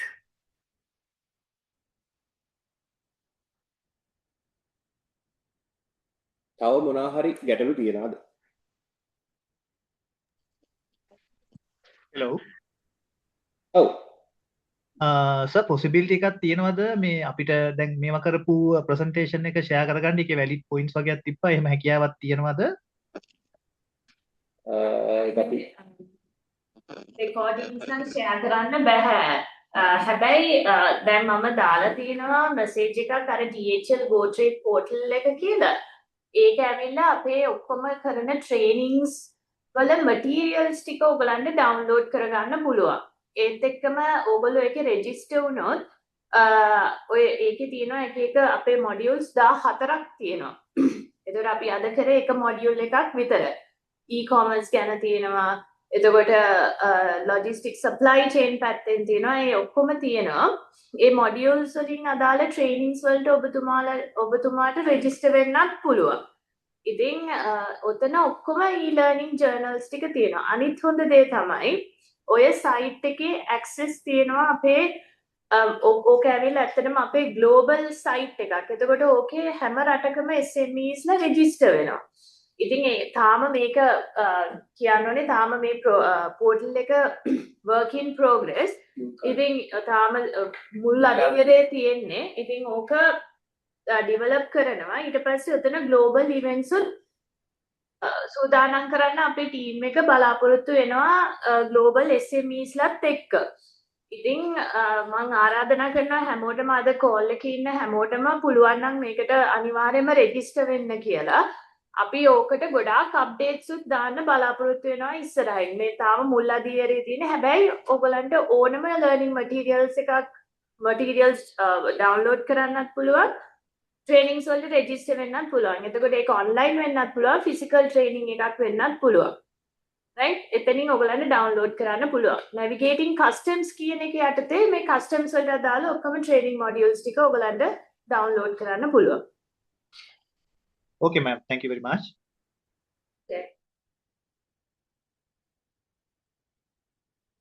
Iresh අනේ මං පොඩ්ඩක් ඉල්ලනවා ඔයගලන්ට පුළුවන් නම් මේ ඉරේෂ් ඔයාලට පුළුවන් නම් ඉරේෂ් හරි IDB එකේ කවුරුද දන්නේ දැන් ඉන්නේ ඔය link එක ඔයගලන්ගේ අර WhatsApp group එකටත් පොඩ්ඩක් දාන්න කියලා.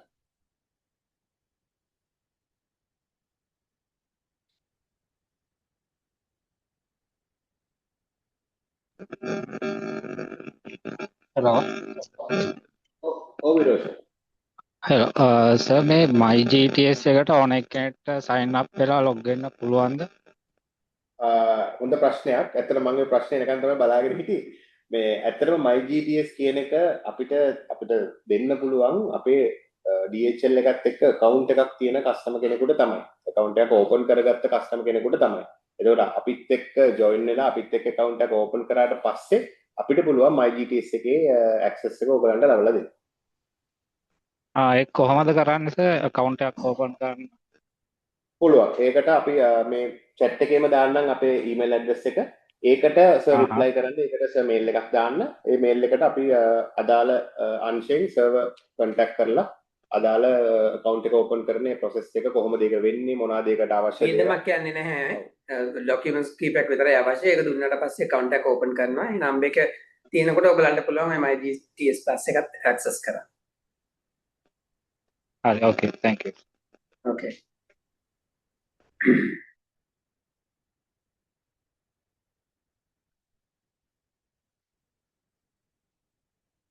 තව මොනවා හරි issues තියෙනවද?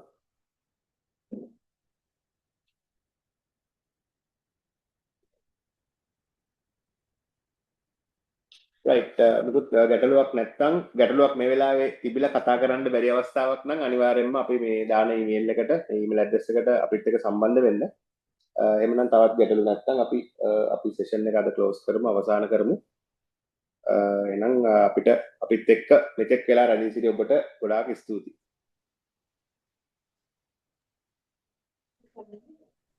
කාලේ කප කරාට ඔබතුමාලාටත් බොහොමත්ම ස්තුතියි.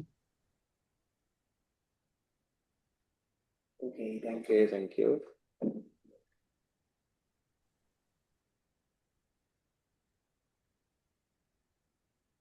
Okay.